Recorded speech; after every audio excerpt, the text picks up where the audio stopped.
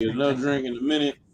So I did not have any time to review any of this. It's so last minute, but this is the nature of a ShadowCast, which is why we're live already. Right. So yeah, this is what we do. This is what we do. Blandrew couldn't be here, but hopefully we can see him on Sunday on the Winged podcast. So make sure y'all check that out. I don't know why y'all watching ShadowCast and you ain't watching the Winged podcast, but you should. Right. So make sure you tune in there. I'll put it this way: you'll see me more there than you will see me here.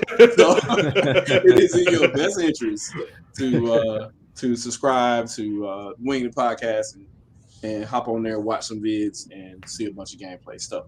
But anyways, ShadowCast 45, gentlemen. Yeah. How y'all feeling? This is about some Nintendo Direct foolishness.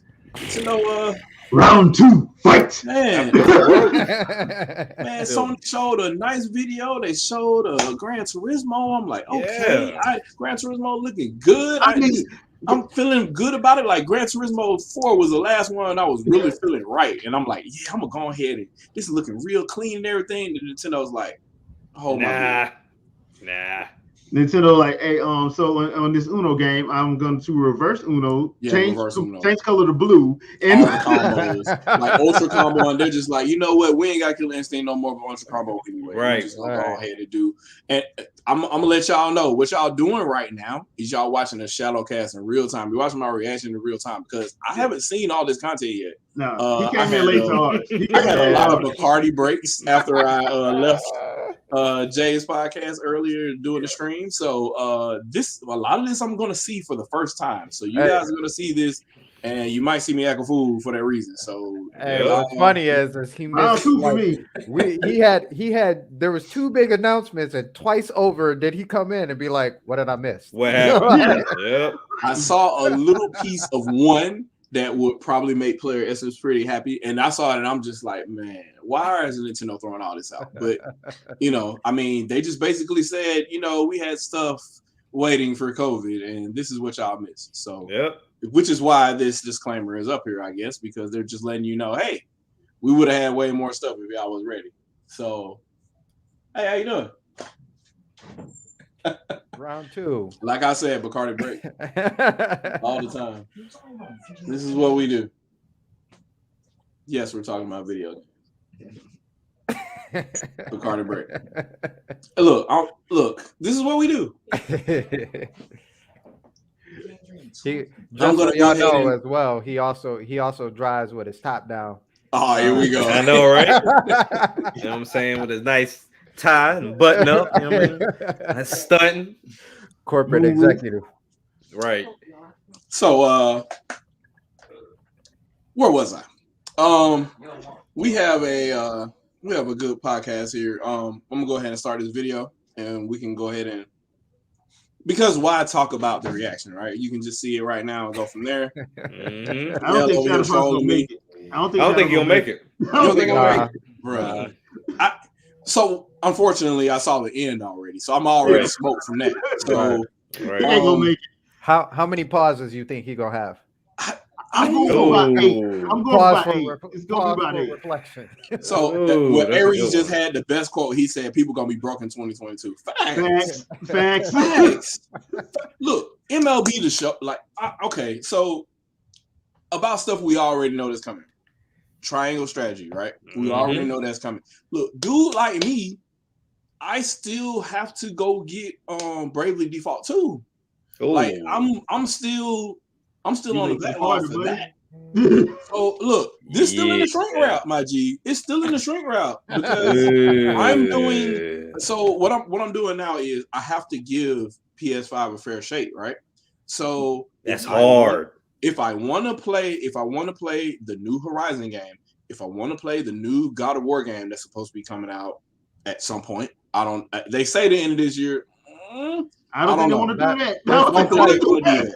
So it's stupid to do that. So I'm going through and I'm trying to make sure that I'm not 100% or platinum these games because a bunch of stuff that they have in Horizon and God of War to do platinum now is just absolutely insane. So what I want to do is make sure I play all the additional content to get all of the story because there's a bunch of little side comments that you get in both God of War and in Horizon when you do the DLCs and do certain quests that might be important when you play the sequel. Right. So I'm trying to make sure when I, get my PS5 on, I can start playing those games with a little bit more back context. I don't want to be missing anything for that. So I'm playing God of War 2018 again and Horizon. And all its brokenness, but I'm in the same boat as you, trying to give my PS5 life. Yeah. I had intent. Sifu was going to be that game that says, "Hey, look, you're going to turn it back on." But then Ali World actually was worth the purchase. So now that's on the back end. Not to mention Arceus is still in my Switch, being played on a consistent basis. So with that one game, it was going to be the go-to. To me, like I said, I don't have high hopes on Horizon. I really don't. So I think I'm going to wait on Horizon. But then now, after seeing this direct, Horizon got some time to wait. I think and I hate it because looking at the commercials and stuff and all the video feeds I've seen of it, it doesn't look like the combat got better. It looks like it's still the same. Yes. And so it can be sluggish, especially the melee. I think a lot of people complain about the melee parts in that game. But the range combat is pretty damn good. Like I guess the only other thing about it is pretty dumb, like as far as you being able to do stealth. You're talking about robots that can see like per pixel, and all of a sudden they can't see you in tall grass. Like that's right. That's one of those weird things. But they got to come up with some type of gameplay gimmick. So I understand. Right. But yeah, they got to work on that game, and I don't know how they're going to fix the combat. I haven't really seen anything to suggest that the combat, specifically the melee combat, has improved. Yeah. So. I don't know, man. I hope that if they do that, if they're going to do that, then they need to start you off at a plus. You don't need to start off all over again, having to learn all your abilities. And melee combat is the way to go, and the melee combat ain't that good. So that's just one of those things. So, but anyway, Nintendo just nuked everybody at that point. They just said, you know what, y'all over here buying studios and stuff, but y'all buying studios because y'all can't do what we do. So let us show you what we do. And I mean, here it is. I mean, I guess we'll just play it. I'm gonna try to y'all let me know if I need to adjust the volume, but I'm gonna go ahead and play it and we'll go from there. So just let me know how loud it is, and we'll try to adjust.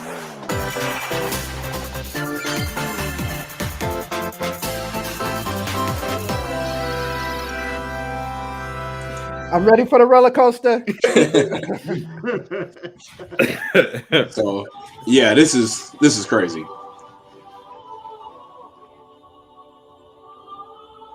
The fact that I'm even thinking about getting this and I didn't even finish the first one. It's another Mushu game. So how do you?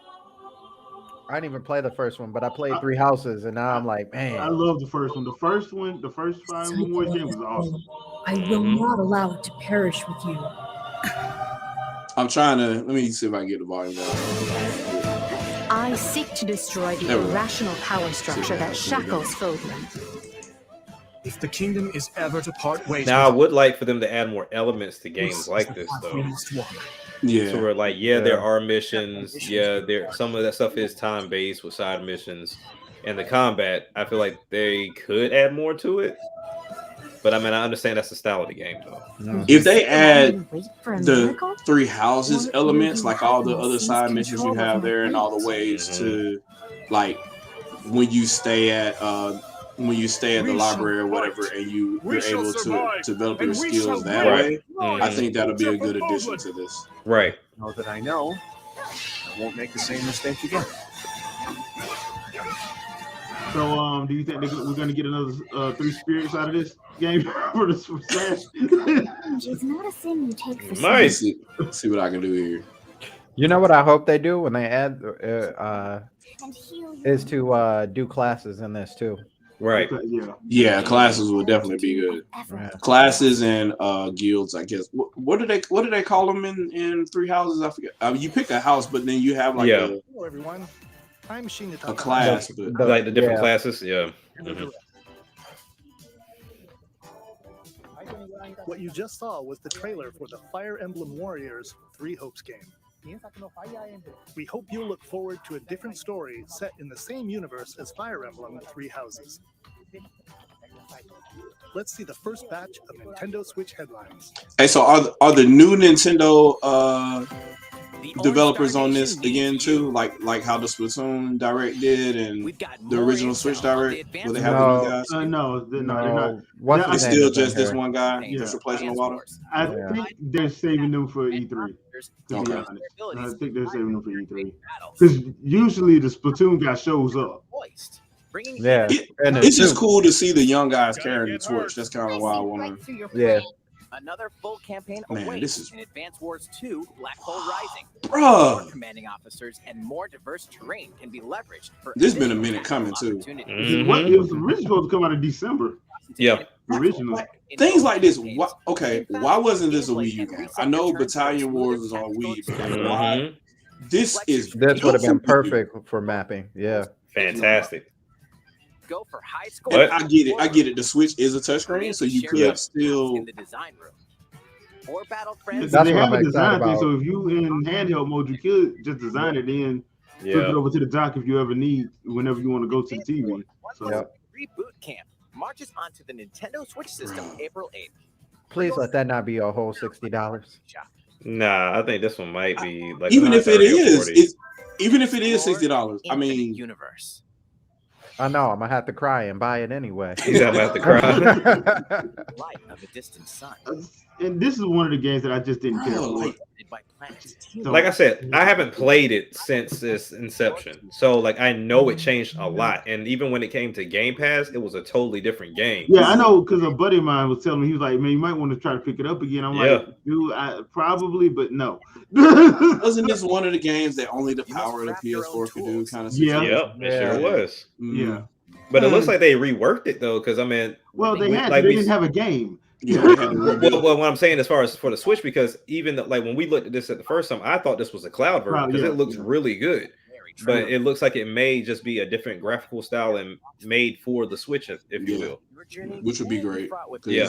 Which is what they should be doing anyway. If you should. I don't know. I may actually pick this up. I don't know. Oh, shout out to Let's Switch Games in the chat too, man. I appreciate you showing up because I know this isn't exactly your time zone. So No Man's Sky. Hey, what's up? Let's Switch. Yeah, what's up, man? Yo, anybody that's in a different time zone, salute to y'all. Right. So I don't have as many followers as far as YouTube goes. I only got like 1,000 subs. So I don't rate admin yet or anything like that. So yeah, y'all get like stuff. Right. Yo, this is day one. This is insane. Yeah. Jeez. Peach with the gear on. Right. But see, here's the one thing that I picked up on it while I was watching it for the 6th time.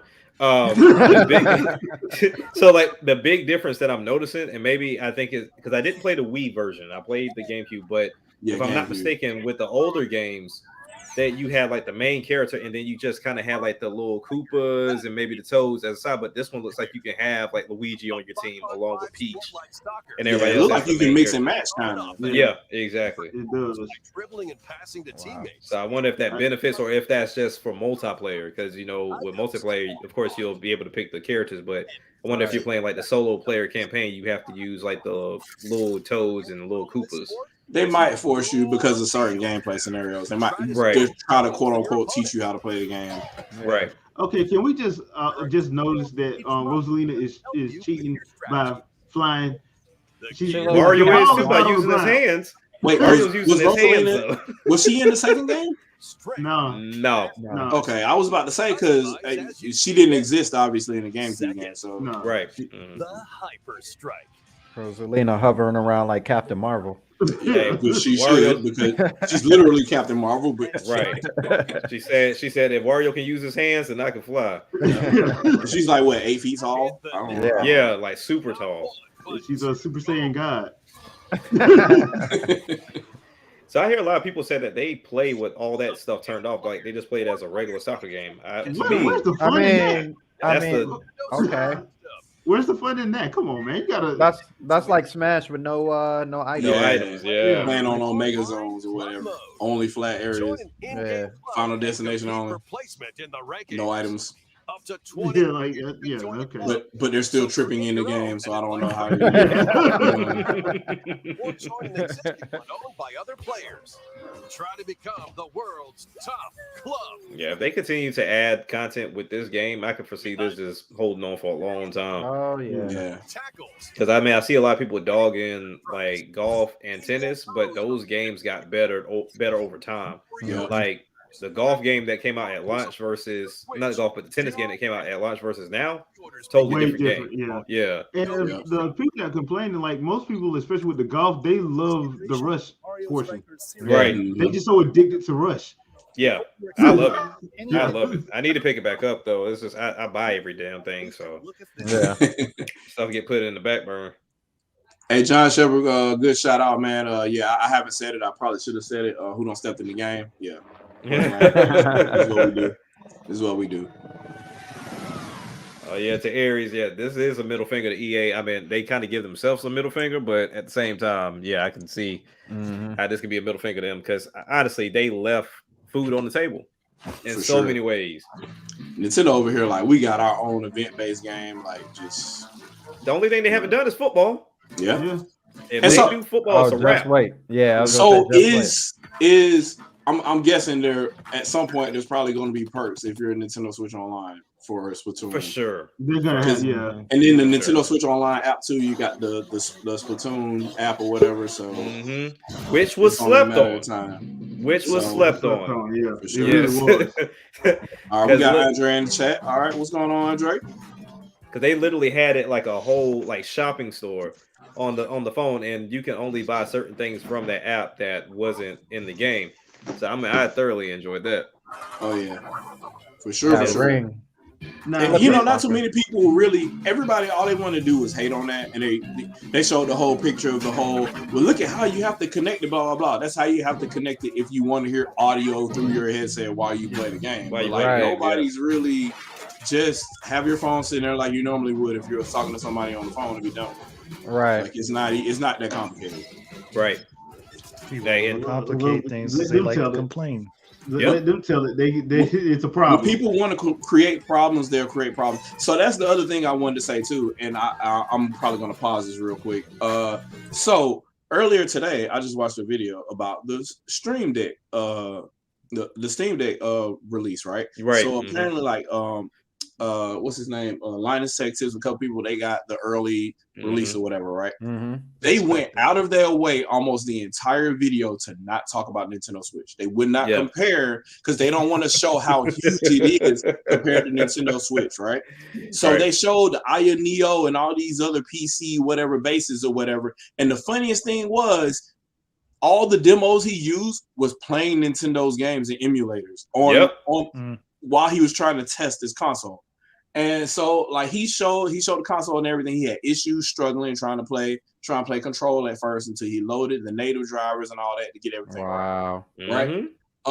Then he made the little stab at Nintendo. He's like, oh well, it's just playing this with the RDNA 2 is going to be way better than all the other like Aya Neo and all the other ones that are using Vega graphics, and of course the Nintendo Switch or whatever, because it's using a cell phone chipset from 6 years ago. And I'm just like, first of all, it was at the tail end of 2015. So we're talking about maybe close to 5 years ago. And even on top of that though, dude, I got videos of you doing nothing but praising the Tegra K1 and the tablet for that.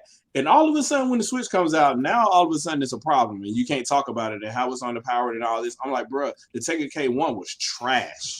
Yeah. So I just feel I need to put that out real quick. That the Tegra K1 was not a good tablet for gaming back then.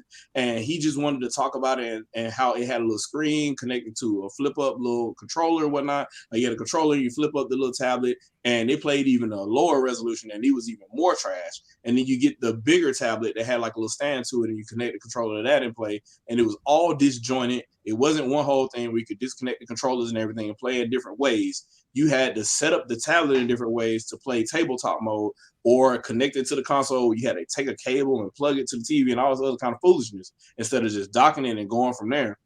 Nintendo had the answer. It answered all the problems that he had reviewing the Tegra K1 way back in 2014. And going forward, after the Tegra X1 comes out, he glowed about the NVIDIA Shield, but now you ain't got nothing to say about the Switch. Bro, I can't. Like, you can't say it's not a concerted effort. They really tried to kill this, just like they tried to kill Wii U. It is there. It is there. But I'm done. I'm gonna get off my damn soapbox, man. We'll play the rest of the video. I'm sorry.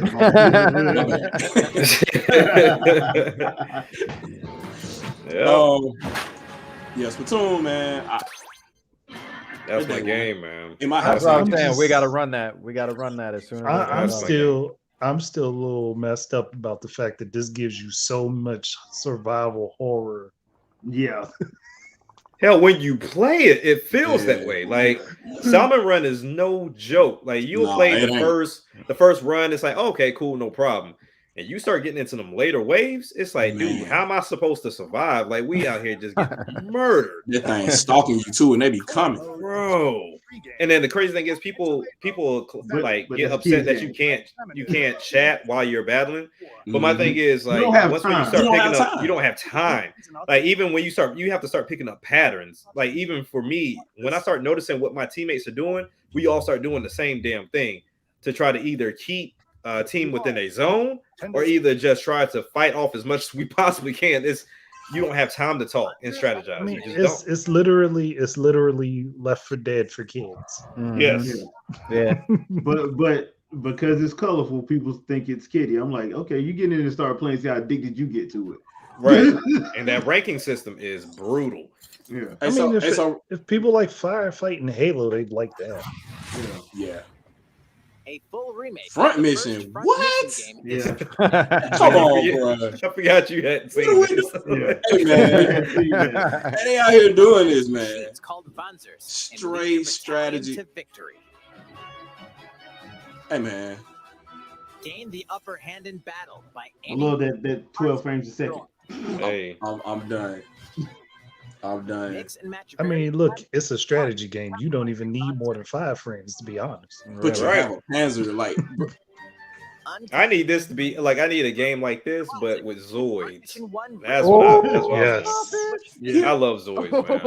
All I could do, and I hate to say it, 2 remake will also launch on Nintendo Switch. All I could do is look at this and just imagine if Wii U was successful. Get set. High-octane Disney and Pixar combat racing. I might pick this up. I just might. This comes rip-roaring racing. You know, I was thinking after we had done the earlier as a legendary stream characters on high-speed Kart 9. What if Mario Kart 9 ends up being combining Nintendo with Sega? That would be smart. I went out there. That's what I'm saying. I don't think Mario Kart 9 is that would literally I think it's going to be a kart, a Nintendo kart. It would literally crap on everybody else. Is what I'm thinking. Yeah. Smash Kart. Because they were saying, like, at one point in time, that was kind of like a big issue for Nintendo, was they didn't want to blend. And then after, of course, 8, they started to slowly blend in with different characters. Now it's kind of open. So I mean, it'll be cool. I mean, there's so many things that they can take from. They can take from Crash, they can take from Diddy Kong, they can take from Sonic, and they can also take from their arcade version. There's so many new things they can do that people feel like they can't. But Mario Kart can go in different levels. Smash opened the doors, basically. Yeah, pretty much. What are we doing? Oh my god, bro! Let me guess. Joy-Con motion controls.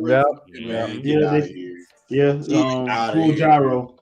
What are we doing? Then combine them for even more destructive combos. As long as they don't put 2 on there, because 2 was way too short. That's what I heard. Oh yeah, it's only like 9-10 hours. Actually, you can beat it quicker than that because I beat it in 4.5. Dang. Yeah, 2 is basically DLC. Yeah. We have the Wii version with DLC. I mean, if they put them together, it wouldn't be a bad. Okay, so this is the rumor that was correct. The SEO collection. Yeah. Well, that's not the only one. That's not the only one. I mean, it was a foregone conclusion at this point. They should have bended this, but yeah. Right. You would think though, if they did this, they should have just done the first game too. Yeah, well, that's the thing. Like Ubisoft has been like supportive, so I never understood why they didn't to begin with. But yeah, whatever. Hey, so and they still were that whole Wii U situation as well. So, but then when they saw the success from Mario Rabbids, like should have been automatic. Yeah. Speaking of which, when is that coming out? That's probably gonna be summer too. I think that's summer. The original thing is Q3, which is actually summer. Yeah. Okay. So maybe that's July. Maybe that is July. Yeah, I think the first one came out in August. If I'm not mistaken. Something like August or September, somewhere around there. Something's gonna get cannibalized because there's no way something's getting pushed. Yeah. Hey Reeves, I see your comment, man. Yeah, they do be slick talking about Switch, man. Just know this: when the Switch first came out, all they did was talk about the resolution of the screen and how it's only 1080p when you collect it to the TV. Now all these other consoles coming out, they're sub HD too, and they ain't got nothing to say about it. Right? Nope. But I mean, I'm just looking at all these companies, and if I was in their position, the money I would be making because I wouldn't be stupid. Man, right. You sleeping on money? Like, bro, if I'm Capcom, I'm remastering Beautiful Joe 1 and 2 and putting it on Switch. Who you telling? But okay, well, no, not just 1 and 2, the DS one as well. Yeah, the DS one. Yeah, I'm gonna go ahead and pause it again. I'm on my soapbox now. But let's be real. Let's be real, right? I mean, Joe just did ask him to get back on it, so yeah. what just happened? What we just saw was fear, right? So it's not just the fact that they can't compete with Nintendo on their own console with their own games, right? We know that Grand Theft Auto isn't going to sell as well on Nintendo console as it will on a Sony or a Microsoft console, right? Because they have to compete with Nintendo's games. Facts. In addition to that, they are absolutely terrified of Nintendo having a monopoly again in the market, because then they get to set the prices, they get to charge licensing fees and all that other kind of stuff all over again. The Sony and Microsoft third-party studios that they like Sony and Microsoft so much, they love the fact that they're not paying licensing fees for some of these games, or B, if they do pay licensing fees, Microsoft and Sony are literally paying for all the publishing of the rest of the game. And Nintendo doesn't do that for anybody. It's got to be a real big deal for them to do that for you. So they fear that, and they tried to kill this system, and now it is clearly the fastest selling console of all time. It's the fastest selling to 50 million. It's the fastest selling to 100 million. It is already outsold the PS1. It's more than likely going to outsell the PS2 the way things are going. Especially with everything they just announced today. Oh yeah, I still haven't seen yet. But Shadow, you forgot to add that they're the fastest fastest company to actually make Bandai Namco eat their words 3 times. This is why there was a concerted effort to kill Wii U by the gaming press, by the developers, not the developers, but definitely the publishers themselves, to the point where you had EA and Ubisoft having games complete, and they either held them or canceled them for Wii U. Before they knew how Wii U was going to be. They already set the tone of how they wanted to kill this system. And they tried to do the same thing for Switch, but Nintendo was like, no, we're just going to launch with our heavy hitters. We're not going to leave it to third parties anymore. Right. And Breath of the Wild took the world by storm, along with Odyssey. And, of course, Mario Kart came after that, and the rest is history. Right. Well, the other thing too is that didn't do them no favors. That's why remember Layton, House, and Spencer and Shuhei Yoshida all got mad. Like, dude, stop this console war BS. It's not helping nobody. Yeah, right. It's not everybody money. That's the other thing too. Yeah. It's not the other platform holders that are afraid of Nintendo here. Microsoft can go off and do other things. Sony can go off and do other things. Sony actually wants Nintendo there, so they have a gateway for their customers. Right, exactly. It's the third parties that fear Nintendo because they got to compete on their system. Yep, and they can't. So that's the quote unquote enemy. If there's a literal simple way for a lot of these third parties to make money on Nintendo's console, and that is to work with Nintendo to license their games or their properties to make their own versions of games for it. I'm listening to Eurogamer today, right? But I'm listening to Eurogamer in 2012. Literally lying. I'm listening to Digital Foundry in 2012. Literally lying, talking about the Miracast whatever unit inside of the Wii U gamepad. There isn't one there. Everything is drawn on the gamepad, and the gamepad sends it over 802.11a, right? They sends it straight to the gamepad. The entire Wii U is drawing everything that you see, both on the gamepad and on the screen, which means that it's drawing either a 720p or a 1080p plus a 480p image, which means it's doing more work than a 360 or a PS3 by default. Right. By default, the majority of the games supported VSync, which meant it needed more fill rate and all the other kind of stuff to make that stuff work. Why in the hell they downplayed that kind of stuff? And then when the same problems arose on Xbox One, they over there looking like, well, Dead Rising 3, it's a lot of stuff going on in this game. You just have to, once the developers get used to using the ESRAM in the Xbox One, it'll be fine. But all you did was trash. You said, oh, it must be the CPU. And I'm like, no, they didn't even write the game to work for the GPU right. If you're talking about Batman, if you're talking about, insert game here, they looking at all these third-party games and try to assume what the system could do. And then when you look at Nintendo games that made it, it's just using low RSS. And then Xenoblade Chronicles X came out and they just looked the other way. Like, I don't know what you're talking about. Largest game mass in gaming history, all the way up until 2015. We don't know what you're talking about. We'll wait till Just Cause 2 comes out. And then we'll say how that's the biggest one. And that couldn't match it. Right. What are we doing? I mean, but to completely and totally keep making fun of Digital Foundry, Mario Kart 8 was at 58 frames a second. 59.94. 59.94. But Nintendo did that intentionally because there were older TVs that still were NSTC standard. Like, what they were just weaker, Shadow. They were weaker. Shadow, they couldn't get Shadow, 60. But Shadow, you gotta love the beautiful irony of the fact that as soon as they make that, sorry, I mentioned standards. My bad. I mentioned standards. As soon as Digital Foundry made that statement, I want to say it was probably about 2 weeks after that is when the Luigi meme started. Evil Luigi. Right. The best, man. You know what? So that should have been just the year Luigi right there, just the stare. That's it. That's all you need. Right. That's it. Just the stare. Cause that look, bro, that look was menacing. But man, that system was who thought that to do that with Luigi though? I don't know. It was Nintendo just be out there like shit. Look, Luigi is scorned, bro. Like got to be in everything now. Right. I'm tired of your shit. Like, imagine, I ain't playing 2 no more. Imagine Rockstar North not being mad at Nintendo, looking at the engine of Xenoblade Chronicles X and being like, "Oh, we can do this. Maybe, just maybe." I'll be on the phone with Monolith. Like, oh yeah, for sure. It's just a shot, right? Just a shot, right? And they're just like, "Oh well, we can't do it for this reason, this reason, this reason." And then Nintendo releases a game that shows you clearly you could do the thing that you said you couldn't do. Right. And people were just like, oh, well, I don't know, blah, blah, blah. And they're it's like, different.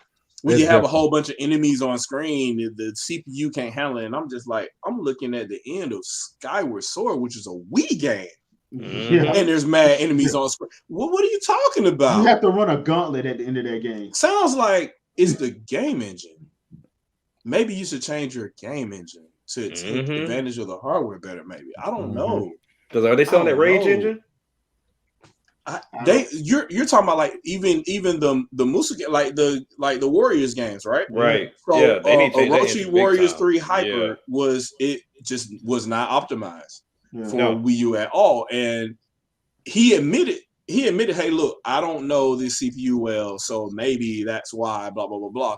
And in the translation, obviously, that gets lost, especially if the person translating it does not like Wii U or wants to kill Wii U. So the first thing they say is, "Oh, the CPU is weak, and that's why we can't blah blah blah." Which is one of the main reasons why we got directs, because why got tired of this. Yep. And so that's why we have these. And so now they come out, and there's no way to lie. You can't just say, "Oh, well, the thing that Nintendo just showed on stage just was it." I don't understand what the Wii U is. Is it an attachment to the Wii? Is it blah blah blah blah? Like, bruh, after all that foolishness, Nintendo was like, worst excuse. This is the Switch. This is our YouTube video.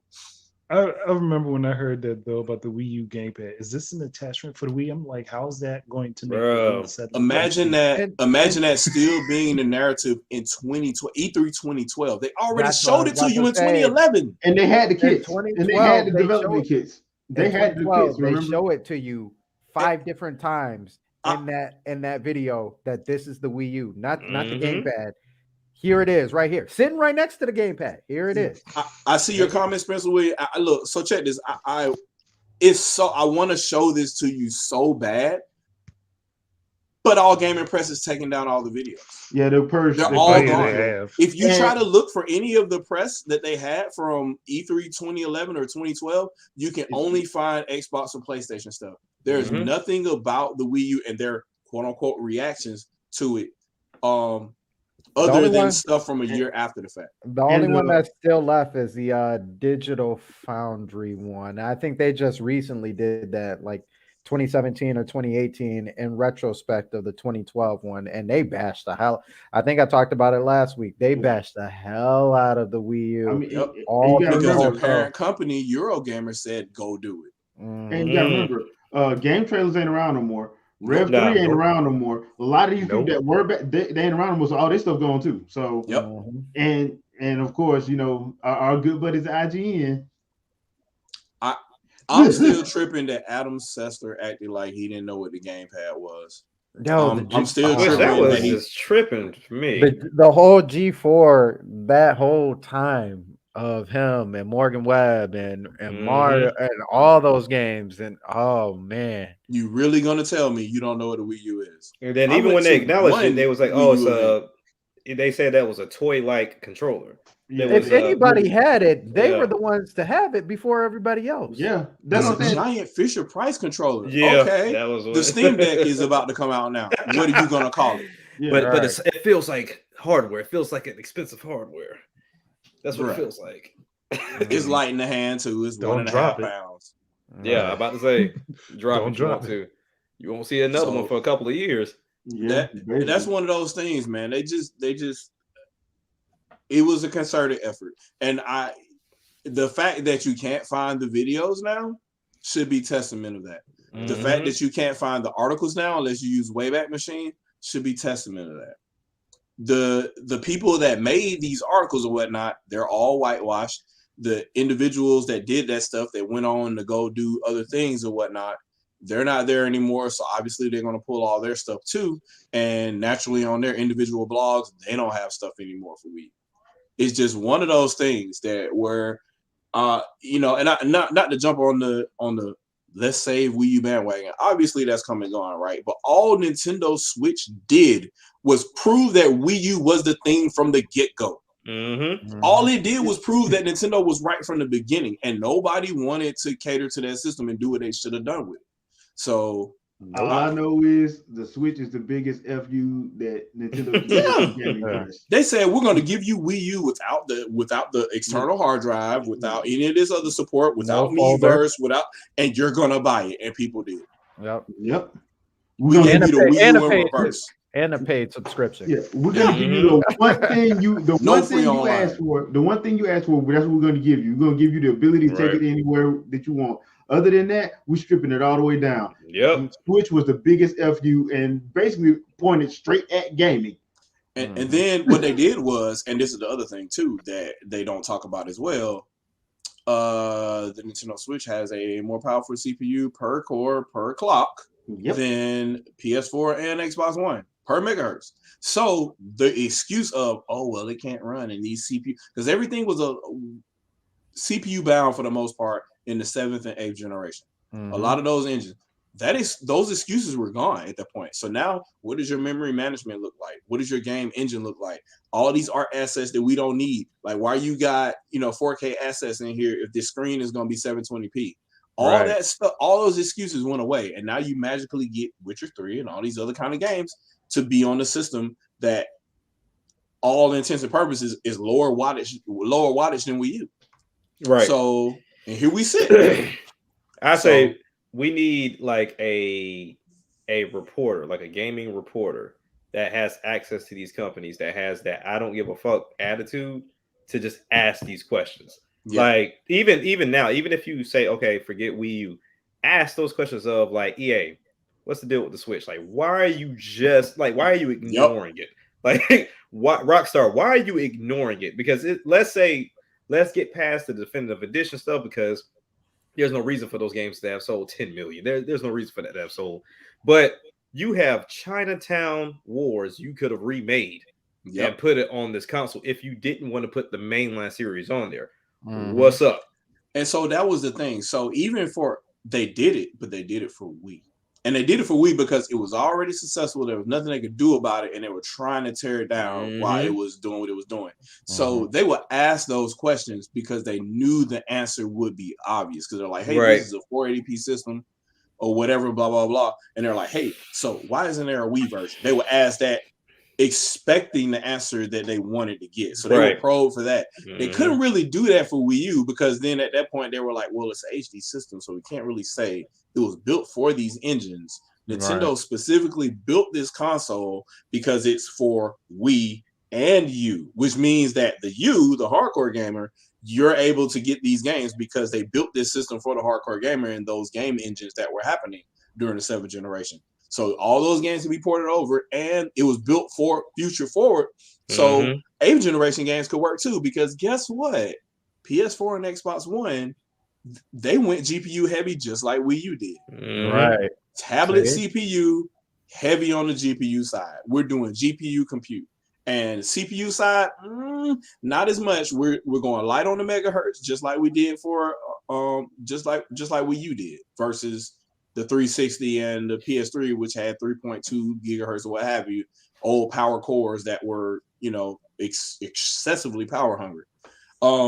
But that was a different generation and a different time. And Nintendo gives them that answer, and they're like, nope, we don't want to do it just for you. What we're going to do is we're going to make our games GPU focused, and we're gonna make GPU focused games for Xbox One and for PS4. Jack, you sound like you want to Eddie Brock. You want him to ask all the. That's the thing. Like, I want someone that is going to be straightforward and like, yo, stop bullshitting. Like with Shadow's knowledge and with the access of let's say Jeff Keighley. Like, I'm sitting here with the knowledge of the technology, so I know you can't feed me no BS. So at the end of the day, when you try to feed it to me, I'm like, nah. Like, I would be the person to just say, so you just really said that the Batmobile couldn't run on the Wii U, and I'm just gonna look at him like, why did you say that? And I'm just gonna look at him. Explain to me why that isn't possible. Here's the thing: the whole Jeff Keighley had no problem with going at like Reggie. He just wouldn't do that. He wouldn't do that for anybody on Sony because Sony was paying him, and he wouldn't do that to Phil Spencer. But he would go at Reggie. Yeah, he would go at Reggie all the time. There was one time Reggie looked at him like, Reggie about to put hands on that man. I would choke slam you, dude. Who you think you talking to? Because there was one time like Jeff looked down, like Reggie looked at him like, you see Reggie do this. Yeah, he looked like I'm Frankenstein, right, bro? I'll put all these like hands on head and all. I'm like, nigga, like 2 times bigger than, and I'm stronger than you. I will break you, dude. Like I forgot what he was doing, but he was straight up like being he was condescending. And it was getting to a point where it was like, okay, dude, it's kind of like we already talked about what we was going to talk about before these cameras came on. And now you testing my patience. Right. So that's I hate that, but like you ain't gonna have no reporter gonna do that nowadays because they too scared to do that. That's why I wish I gave a damn like that to be like, I'm gonna be a reporter. Let me try to get access and just ruin my whole career because I know that's what y'all gonna do because you're never gonna talk to me again. But it's notice the things they tend to focus on. Back then, the first thing they wanted to do was drag Wii U and then switch to a certain point because they wanted to count G flops and all this other kind of stuff or whatever, right? You're talking about completely different architectures and systems built for completely different things, right? And now all of a sudden, when PS5 and Series X come out, now we got to talk about all G flops are not the same. All teraflops are not the same. Because obviously there wasn't a drastic increase in teraflops from RDNA to RDNA 2. Mm-hmm. So now they got to explain why the gap isn't that big. So they're like, oh, well, you know, there's so many architectural changes, blah, blah, blah. I'm like, oh, so what about if I built a console specifically for running a game at 720p and above, and I got a frame buffer that's built specifically for that with a high bandwidth specifically for that? Isn't that kind of like, you know, having a newer GPU architecture that's extremely fast for that set purpose? And then people are like, yeah, that's kind of like what happens with RDNA 1 to RDNA 2. I was like, oh, okay. So that's kind of like going from 360 to Wii U, huh? Right. No, that's not. It's not the same. It's not the same. It's not like it's not the. Oh, okay. That's not the same. But it is like Xbox One X to Xbox Series S. That's the same. That's the thing. So because Xbox One X technically on paper has what, 2 more teraflops than the Series S, but obviously we know which is going to be more capable because of performance per watt and more, you know, because it's die shrunk, so it's way faster per pin or what have you, right? So it's Switch though. A lot of stuff too is like these people don't know anything about the insides of architecture. They don't know that mess. No, they don't. That's why they don't know what they don't know what to talk. They don't know the questions to ask.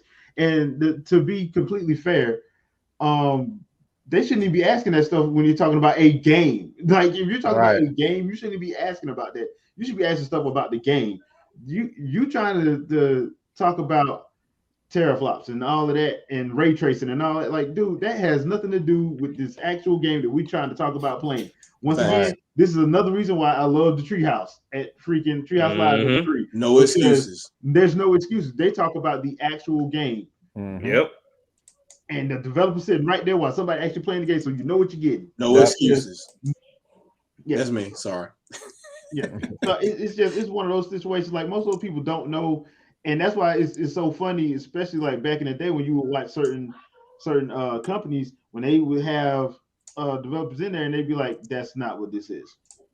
Like they'd ask a question that was stupid and they'd be like, "That's not what this is." Like, so. Look, man, get the likes up or whatever. I mean, we'll go ahead and continue the video, but it's just interesting how that becomes a thing, and nobody wants to talk about that. They come up with all these excuses, like Dennis just said in chat, Steam Deck 720p is okay, but not for Nintendo. Yes. Like they dragged the Switch when it first only 720p. It only has 32 gigs of whatever, blah blah blah. It's not going to be able to run games and all this. And I'm like, bro, the games are running off a cartridge. Yeah, well, what are you don't have to install games. Yeah, like what is the point again? Like the whole point is you care about the storage because you want to know how many games you can fit on it. You can fit way more games in the 32 gigs on Switch than you could on the teraflop or terabyte or whatever, or the 512 or whatever on the base PS4. And like I just it doesn't make sense to me. And when you try to break that down to somebody, they just literally melt. They don't understand. They're just like, but all the talking points I had, they were made by all of the people that I follow on social media. They made sense when I heard them. Like, bro, like, did you think? Like, did you try? Like, the gaming industry has been around a lot longer than social media. Did you even try, like, to? Yeah. Did you know that these were gimmicks from the beginning? Right. Well, another thing too is if you go to a lot of these sites that's still up, a lot of their people aren't journalists. They're actually getting freelance bloggers to write a lot of these. Yeah, exactly. So because they don't have to. That's why it's very opinionated, like to the point where it's like, dude, that's why IGN kept getting in trouble. Yeah, they keep trying to get people to stand out, and then they get in trouble. G4 got in trouble. Yeah, because like these aren't accredited journalists. A lot of these people are freelance bloggers that come in and do however many for them to get paid. So tisk. Where you think the Switch Pro came from? Right, and so that's the thing too. So, and I don't want to be a conspiracy theorist with this one as well. But I sincerely think that the only reason the Steam Deck is around is to pigeonhole Nintendo. And the reason why I say that is it's not going to stop Nintendo because obviously the Switch is clearly it's the fast selling console of all time at this point, right? But here's the thing: what is the Switch successor going to be? Because now the expectation is we have this new console out now, and all your Steam games are here. They just sync. They just go from here. All these third-party games just work, kind of situation or whatever, right? So now you have the opportunity to say, even if Nintendo comes out with a new console or whatever, even if it's capable, let's make some shitty ports for it. Yeah. And now whatever Nintendo's new console is, even if it's 4K capable, oh well, it's running slower than the Steam Deck runs this game. Is that? But you wouldn't know it if you didn't have both. And who's doing the comparison to both if you own either one? And who does a third party going to favor anyway? They're of going to course favor the Steam version of the game, so they're going to have to do optimize more for Steam. Yeah.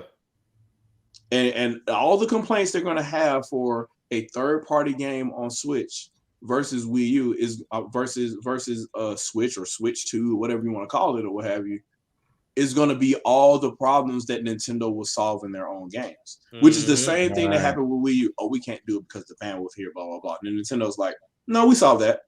Right. It's in this game. Go from here. Which is what Iwata said. He actually said, look, there's a perception that our console isn't as capable. Our goal is to put out games that prove that this is incorrect. And that's what they did. And the industry just did this number right here. We didn't see that. So it's just one of those things, man. Like, you going to tell me that an open world game can't happen on Wii U when one of the biggest open world games in gaming history is there? It just happens to be a Nintendo and Monolith game? And wait, it can do it with 2 screens, though. With 2 screens and 1 gig around. Not 8, 1. Yep. And then the interesting part, and something that you mentioned, what Spencer Williams just said too, the Steam Deck, while I agree, this may be, conspiracy theory that it'll pigeonhole whatever Nintendo has up next. I foresee maybe 5 or 6 companies disappearing with this next iteration because of the simple fact that they're going to do exactly what you said. But here's the thing: they don't take into account of how lazy most gamers are. Like, if they don't play PC games, if they don't have a PC now, what the hell makes you think they're gonna go and do all this with Steam Deck? Yep. Right. And then on top of that, it's bulky as all hell. Exactly. This talk makes me wish Blandrew was here, because this is the reason why he wanted to hear this smoke. And he wanted to be part, because he's on the Weapon Wheel podcast, and he's the only Nintendo guy there, and they just over talk. I don't know how he do it. I had to stop watching. Yeah. So I'm on there, and I'm just like, no, pause. That thing you just said right now, we're going to talk about it. And they're like, well, no, let's argue all these other things. No, stop right there. We're going to talk about that. Where'd you get the information from? Bro, I don't know how y'all do that, man. Well, where'd you get that information from? No, I'm asking you. You said it. Prove it. You said it. Prove it. You said it was weak. Explain. Well, we can't. I don't care about all that techno, but you're saying it. But you're saying it. You can't use that argument. You can't say you don't care, but you would want to bring it up. It's like bringing up sales and then getting mad when somebody beats your point on sales. Yep. Like, you're fucking saying it. Sorry, this is ShadowCast, guys, but you're fucking saying it. So expose. You gotta be able to explain your point if you're gonna bring it up. Yeah, like I said, I watched your episode. You was on there, and then I watch it when Blandrew gets on there. But like I said, outside, like, no disrespect to nobody on there, but outside of BG and Jack, I don't know how the hell y'all even put up. It's a struggle, man. It's a struggle. Bro, that's a struggle, bro. And then they just go and they go back and forth, and I'm like, so y'all don't even understand the concept of a database search and how it's easier to do a match in a database if there's less results to sift through. I don't even want to. You tell me if it's not more people, then you can't find better matches. That's all I kept hearing. They're too busy thinking like a fucking user instead of a database administrator. Oh my god! Like, I can't even take this process and give it to them. So it's like, well, that process is kind of hard to understand if you don't work in it. And it's, if you don't work it. To be fair.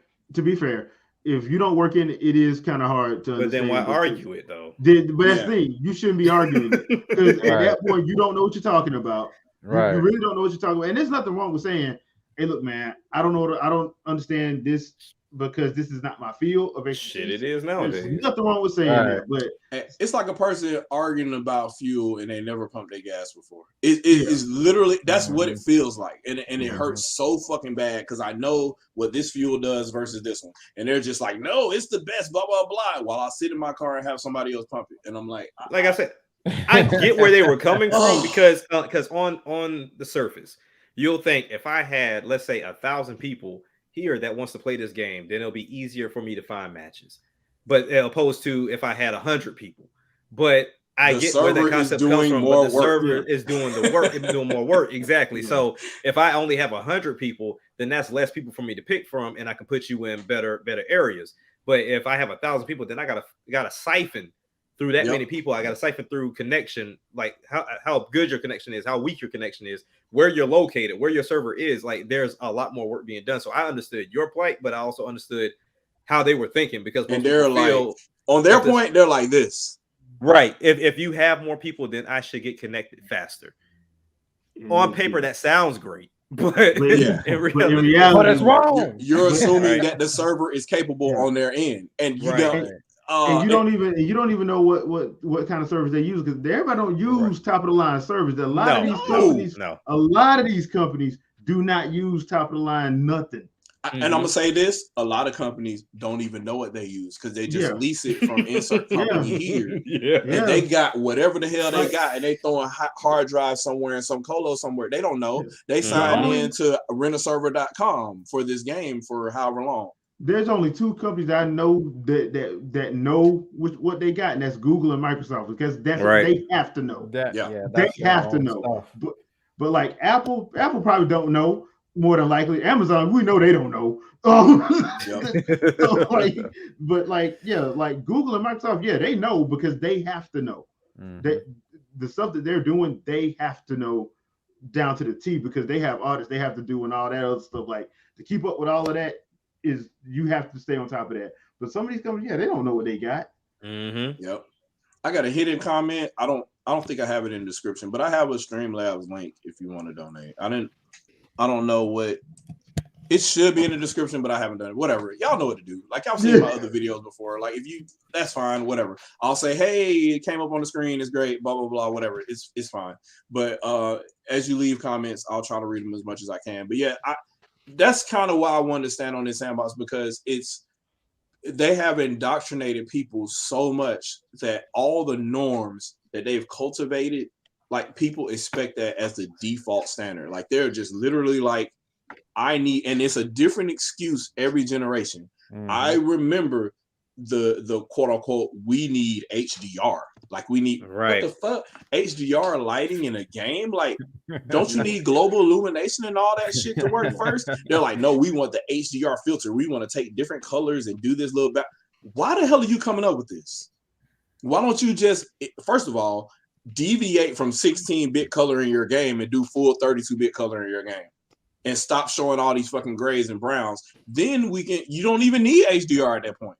But they don't want to do that because the quote unquote high-end graphics they needs more demand per frame. So they gotta cut the color so they can have more texels per frame. Because if they use, how can I say this? If they use 16-bit color versus 32-bit color, they have more texel bandwidth to play around with to be able to provide the effects that you need on screen, which is why a lot of these quote-unquote realistic games look so fucking gray, brown, green, what have you. Damn near monochromatic. Pick a color. It could be like teal blue or whatever. As long as it looks serious. It's all that same color for some reason for just that one scene that's really demanding. That's why I appreciated the release of Sunset Overdrive so much. It was something that wasn't from Nintendo, that was colorful, and had a great idea, a great concept, and once again was something slept on. And it's so amazing. That's because they went at the card. If they wouldn't have went at the card, which is cool. It's just even without the card thing, I feel like if it's not realistic and the color is not pulled out, it's almost like that depressing looking game gets more attention. Because without getting too deep into psychological stuff, I feel like that's where most people are. And it's just like they're in a very depressive state. So they just go and they gravitate towards the thing that they feel, you know what I'm saying, that they can kind of what you say can correlate with. And so that's just what it is. Any type of happy-go-lucky game is either kiddie or I just don't feel like playing it. And that's what it is. So I guess with the situation with Sunset Overdrive, all it did was prove that Nintendo was right. You can make a giant open world game with 32 megs of really fast memory embedded, because that's what the Xbox One had. It had ESRAM, which was technically slower than the eDRAM inside of Wii U. The Wii U eDRAM was faster megahertz and faster per pin than the ESRAM in the Xbox One. Obviously, the Xbox One had more DDR3 available. The one for games versus Wii U versus 6 for the Xbox One. But the entire game was running per frame within the 32 megs of eDRAM on the Xbox One. And the same thing could have happened on the Wii U. Obviously, you would have less render targets and texture size or whatnot if you only have 1 gig of RAM to work with on Wii U. But all that did was show you what could happen. So you design your game around that instead of saying, hey, this PC engine I have, let's shoehorn it on the Wii U. Bro, what are you doing? You're hustling backwards. If you build the game for Wii U, then you can port it to PC. Right. Like, basically. What are we doing? Like, what are we even doing here? Like, it's just one of those things where it was just amazing to me that that's the kind of backwards logic that was paramount during the game trailers, GameSpot, late Kotaku age or what have you. Eurogamer definitely age. And that's the first thing they did was they tried to compare Wii U to PC. That was the first thing they did. And I'm like, why are you doing that? And then when the Xbox One and PS4 would come out, they would make sure to only compare the Wii U version with the PS4 version. And I'm like, what about the Xbox One version? Let's put them in between. Let's see where it sits between all of them. Nope. And then after that, what they would do is they would have the PS4 and Xbox One version, and they wouldn't even add the Wii U version. Then they would compare the Wii U version to the PS3 and the 360 version. Yep. Just manufacturing consent, like daily manufacturing consent. I'm like, this console started the fucking 8th generation, and here we go. We got to compare them with the last generation. Like, what are we doing? What are we doing? Stupidity, man. But stupidity. Let me play this video. I'm about to say, I don't think you're gonna make it. I'll be all day on the soapbox, man. I appreciate y'all hanging on, but it's just, that counts as 3 pauses. Yeah, that's 3 pauses instead of 2. So we'll go ahead here so I can get my raw impressions, I guess, because this is crazy. Made to this remaster, like the ability to turn off enemy encounters. Okay. A newly enhanced soundtrack. Plus, radical dream. Who wants to turn off encounters? Not me. That's the whole point of grinding. Yeah, that's the whole point. Yep. Straight around though, you don't know what you're getting into. Bro. More rumors confirmed. Pre-orders begin. Yet they can't do Chrono Trigger. It's not gonna happen. It's not gonna happen. They saving that for the big check. Yeah, that's the big check. That's the one they should have did instead of Final Fantasy VII remake. You're probably over here looking like a PS4 demo.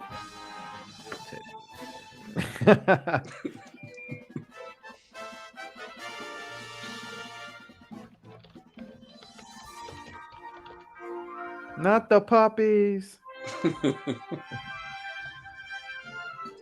That man ate a whole car. Bruh, Kirby off the chain. Mario Odyssey. Right. They're gonna use the hell out that engine. Yeah. Why not? Like, but it looks good. Yeah. Mm-hmm. And look, Monolith is just they eating out here. Yeah. Monolith is like, hey, we got an open world engine. Nintendo's like, we'll take it. That's why I'm like, if the next Donkey Kong game is a 3D game, it's gonna be open world. I don't see it not being open world. Yeah. You got 2 of your platformers, your 3D platforms in the open world. There's no way the next Donkey Kong game is not going to be open world. There's no way. Jobo, I appreciate you, bro. He said, I don't know what company you at, but you deserve a raise. I appreciate it. Yo, shout out to Spencer Williams for all the comments, and not to mention the best comment, Donkey Kong 64 too. So, hey, you know, like I said, in other words, Donkey Kong 128. Hey, look, whatever you want to call it, I just as long as the DK rap is there, right? Yeah, and I got a feeling that would use this engine too. They probably would use it. Yeah, that's true. So I know it's out there. I just feel it. It's in my spirit. I mean, at this point, it kind of has to be because they're too quiet. Yeah, about it. They're too quiet about it, especially with everybody else getting. When was the last? When was it the ain't last like Donkey Kong don't game? make money. Donkey Kong actually makes money. Yeah. When did the OG Tropical Freeze come out? Was it 2014 maybe? Something like that, and then they re-released it on the Switch. Yeah, like what, 17 or 18, something like that. Yeah, I think it was 18. So now I'm thinking, Sega should talk to Nintendo. Keep going. Let's see if we thinking the same thing. I mean, so my thing is, so they're doing the new engine, right? Nintendo got Monolith in their pocket. If you're gonna do an open world Sonic, don't build your own engine. They already got one that's obviously work. Take the Odyssey engine or take the Breath of the Wild engine. Which one you want to take? Right. And go from there, and then you could build up. Like, I'm just imagining, not just Sonic. I'm imagining Knuckles in an open world.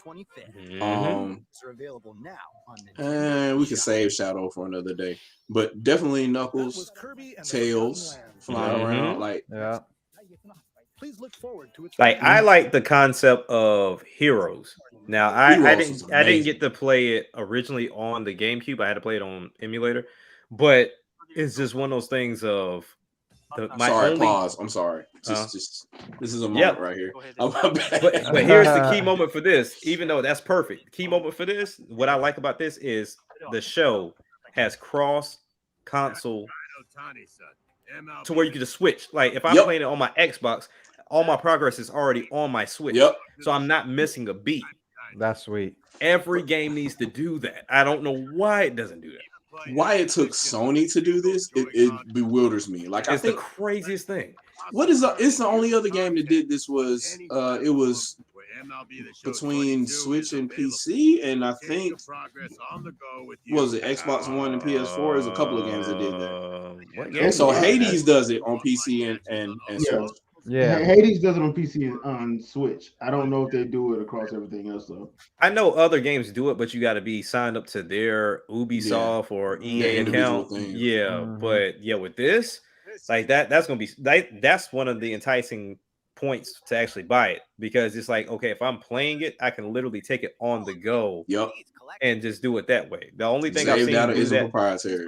Exactly. So I mean, the Vita did something like that when they were doing the whole dual situation. But and this is the most infuriating bullshit of this entire. I gotta do it again. I'm telling you, man. It's infuriating. Why? They're like, hey, you got Witcher 3 to run on the Switch on a 32 gig card? We got you though. We got you. $90. Yeah, but $90. You can rent it. Full final remix to work. Really? Yeah. Okay. A game that should have been out on the Wii U, the first two should have been out on the Wii U, by the way. But whatever. I would have gave them 3. I would have gave them, really they could have got 3 to work. I would have gave them 3. But that, and then gonna charge $90 for it. Yeah, that's the crazy part about it. $90 for a rental. You know what's so funny about that? Nintendo has the answers to all that. If Square really wanted to know how to get it done, Nintendo owns Brownie Brown and Monolith. They know where all the source code is, and they know how to make all this work. So they're just like, oh, you don't know how to get this done? Oh, we wrote the original engine, so we could. I think they just took the easy route out, because I mean, honestly, if I'm Square and with the type of plate that they build, it's like they go to a barbecue and just stack everything they see on the damn table, and then they don't have room to really make all of it happen. Because if you look at 7, 7 has Intrograde coming out, but we don't even know when Part 2 is coming out. We don't even know when this game is going to be finished, and you're already talking about 16. And so, is this 1 and 2 together? Or? Yeah. Like Square literally puts themselves in a corner, and that's their problem. And they spend a lot of money to do so. A lot of money. Because that's the problem right now. They're hemorrhaging money, and nobody's going to pay for these ports. Right. So here's the thing. So this is natively going to run on Switch right here, right? Yep. Right after we just saw what happened with Kingdom Hearts. Yep. Like you can't make this up. Like I don't. Only them. Like I said, it's pure laziness, and I feel like for them, they feel like okay, because we gave you Project Triangle or we gave you Octopath Traveler, that's what's going to sell on Nintendo's console, not this. Even though Kingdom Hearts is literally the game for Nintendo. Matter of fact, because Dream Drop Distance did numbers for them. 358 did numbers for them. Right. I'm like, okay, whatever, dude. I can't wait. I watched this like 3 times now, and I'm like, yo, I actually want this game. I got to give it some attention now because it looks good, and it's like we never got games into one. No, my man just turned a Super Saiyan right there. Right. Yep. And this because I was trying to figure out what this was from. They were like, this game never released over here. So this is the third HD2 game. Oh, HD2D game. Okay. Yeah. This is okay. Because Dragon Quest 3. When is Dragon Quest 3 supposed to drop? The HD2D of that. When that one's supposed to drop? I don't know. They showed it in a direct in November, right? Yeah, they showed it in a direct in November. It's probably sometime in the spring. I don't even know where I would start in this game. If you get to pick where you get to start at, I was thinking at first I was going to go to West, and then I'm like, dang, but Edo Japan though? Yeah, Edo Japan is probably where I started. But wait, my guy is a psychic? Wait, what is the gameplay of this? Like, it's that's like, what I said. It's multiple different like fighting stuff. What is? They're from different eras, so you get to pick what era you start at.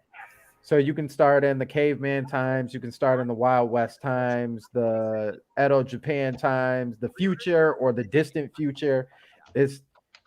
And you can play them at any point. It almost reminds me of Chrono Trigger. In a way, that's what I was thinking. Yeah.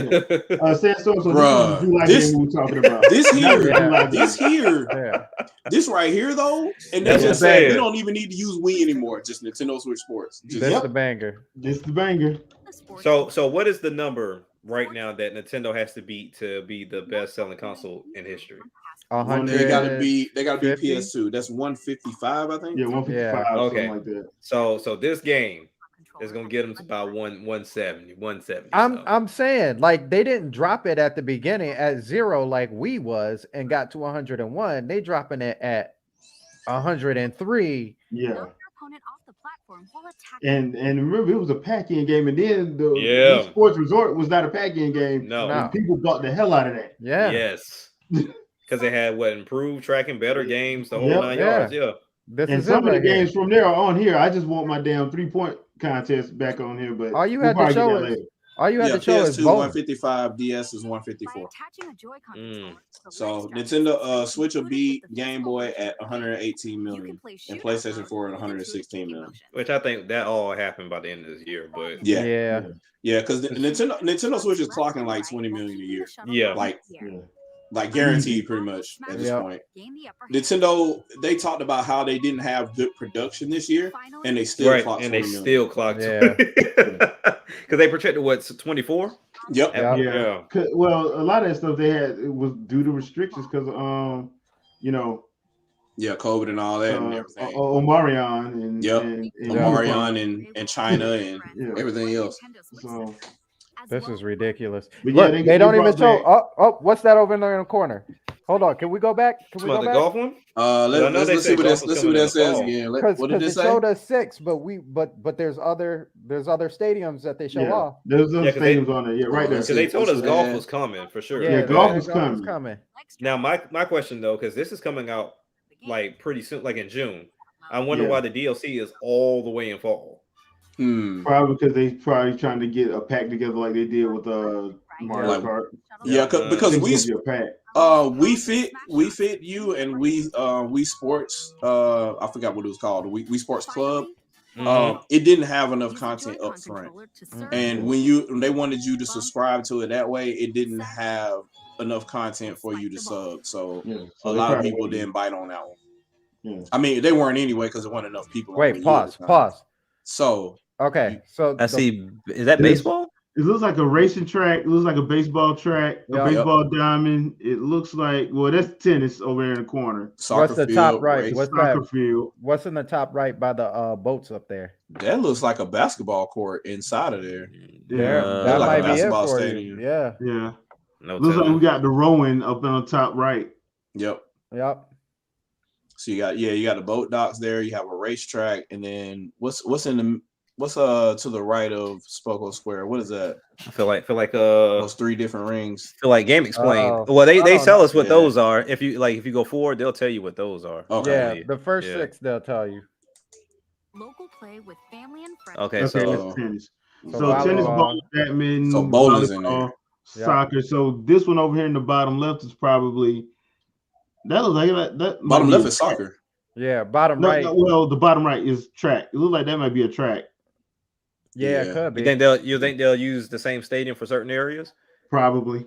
Yeah. Because like volleyball, you can use that for basketball too. Right. Yeah. Because you see, like right in the middle is the what is it, Cambra? Yeah, the Cambra. Yeah, but it also looks like something else in there too. Right. Yeah. I see you, Trinell. Said shout out to Ring Fit for Switch. It keeps pushing the numbers though. Yep. People snubbing. I tell you what though, a shout out to Ring Fit notification on my Switch because it keeps ringing me at 7 o'clock every night and I don't do it. I need to hop on there, but I'm like, but man, I could just play Streets of Rage 4. Bro, them workouts. People be crapping on them. Ring Fit will have you tired in the morning. Oh yeah. But it's so fun though. It's fun. Yeah.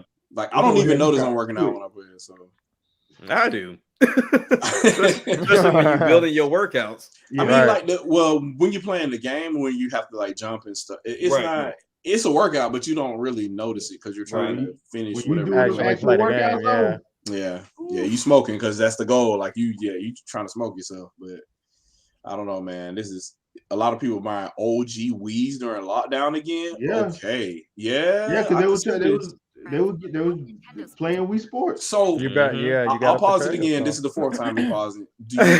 Do you think this is a little too late then? Because they should have had this for 2020. No, because at Animal Crossing took its place. Yeah. At this point, there was a whole bunch of hardcore. We all bought it. Then you got the semi-hardcore. They all bought it. Then you got the people who bought it because their friends bought it. They all bought it. All is left, and I still think it's the casuals. Yeah, and this is it right here. So, do you think if this does well, they should either make a sequel to this or do a plus version of it and make it a pack-in for the next console? They probably will. I don't think. I don't know. Because you got the testing waters with Wii. You know they'll buy it. So it's like, okay, I'll still make it to where you have to pay me for it. But the only reason why I feel like this isn't too late is because they've already expressed that we may see another 5 years out this thing. Yeah, I mean, it's one of those things to where they're trying to milk it, and even so, people are going to be upset about it. I feel like Nintendo Switch is going to be the best-selling console for the simple fact that they're going to take the iPhone approach. It's a 6-year-old phone CPU. I'm like, bro, Linus, shut the fuck. I think it's going to take the iPhone approach for the simple fact that we have the Switch, we have the Switch Lite, we have the Switch OLED, and then whatever the next iteration is going to be, it's just going to hit that refresh button every single time because there's no point in you going to another, I guess you could say, design a whole device unless it's something dramatic, like something that you just figured out. And it's got, to me, I feel like the only next big jump is VR. It has. So VR, or they drastically improve the Joy-Con. I think it drastically improved the Joy-Con, and then give my remote back. Give my what you mean, Shadow? You want 4K Rumble? 4K Rumble. No, I would want. To be honest with you, HD Rumble works for me just fine. Like I love the games that support it because you can feel exactly what you're supposed to feel. Like across, you hold the console in your hand and you feel the rumble move across the console. It's amazing. So that's fine to me. I don't think the haptics are an issue. I think it's just the durability of the Joy-Cons themselves. Make it more like a metal casing maybe, and it's more sturdy. And then just, I guess, increase the resolution for the reso holes out there, as Dr. Trey would say. Because I mean, it'll be too easy to phase it out because that's what they did with the Wiimote. You brought in Wiimote Plus, you slowly transition because you went from the Wiimote, then you had the little plug-in, and then it was the whole controller in itself, and it was still with the Wii console. So the same thing where we all agree the Joy-Cons need to be improved. Yeah, you give me a new system that looks similar to the Switch, like you said, the Rezo hose, do that, and then on top of that, you give me better Joy-Cons, and just say, hey, look, they are of similar size and they can function with the old one if you want to do that. But then if you want the better resolution, get this new one. And then also we already got the dock, because I feel like this dock with the OLED is going to stay around for a minute. Yeah. Yeah. I almost feel like it's probably, depending on how close we get to the next system, that's probably what they're going to use for that too. Anybody have the OLED on the podcast right now? My homeboy does, so I've seen it. I haven't ordered a dock yet. I'm just going to order the dock at this point. I have the OLED. It's I can't order a fifth Switch. I'd be divorced. So I can't. If I say something got to go if I get me an OLED. We got too many in the house right now. We got $1,200 worth of Switches in the house. I can't buy it. Just tell her it's gonna have Animal Crossing on it. It look better. And she's like, "But I let you buy the PS5," and I'm like, "Oh, God, you win." That's not paying off right now. It really is. It's not really. The Series X is what's gonna pay off right now, especially with. I refuse to balk at Game Pass though, but that's a whole nother story. I like my physical games. I'm not gonna go there, but one last thing before you hit the play, and I just noticed this looking at the picture. But did any of y'all notice that there's a train station sitting at the top? Yep.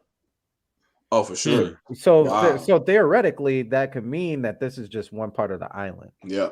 They can expand it. Yeah, for sure.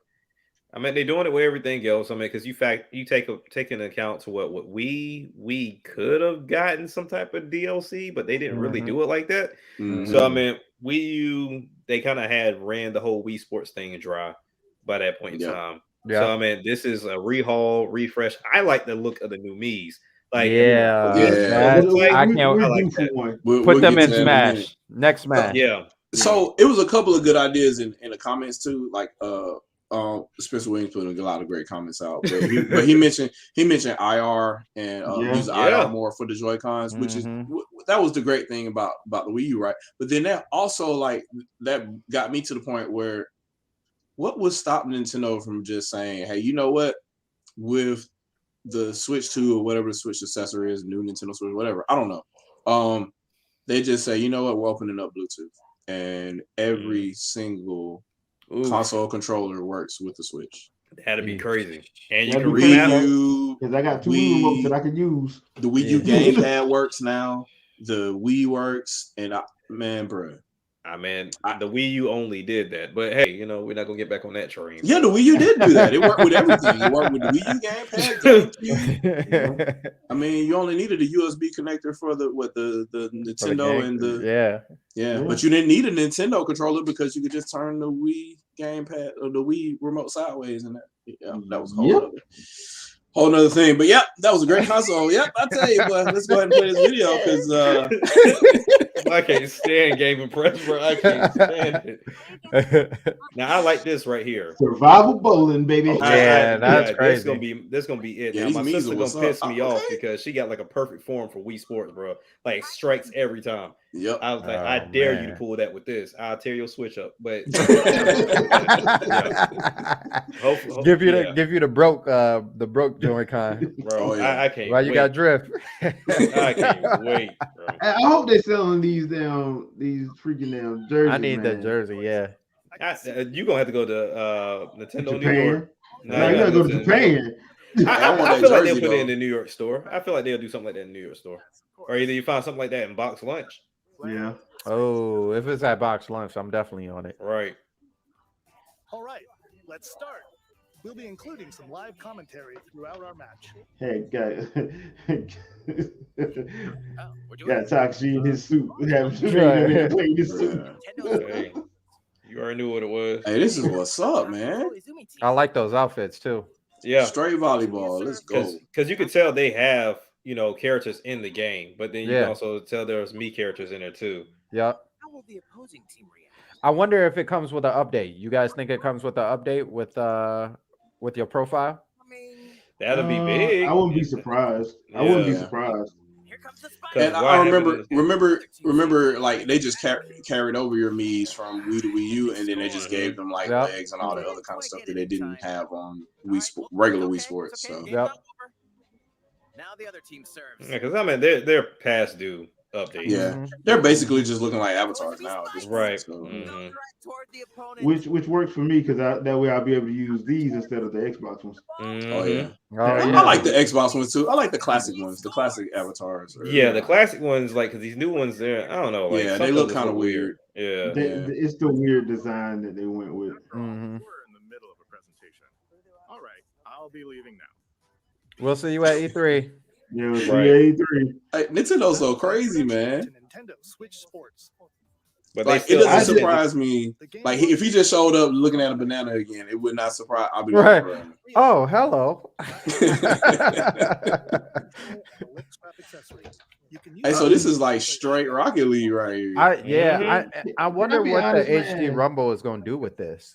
Ooh, I bet it's amazing, especially for golf, probably. Oh yeah. I kind of want Robot Chicken to do another E3 with them again, dude. Where is Robot Chicken? I don't hear much about Robot Chicken anymore.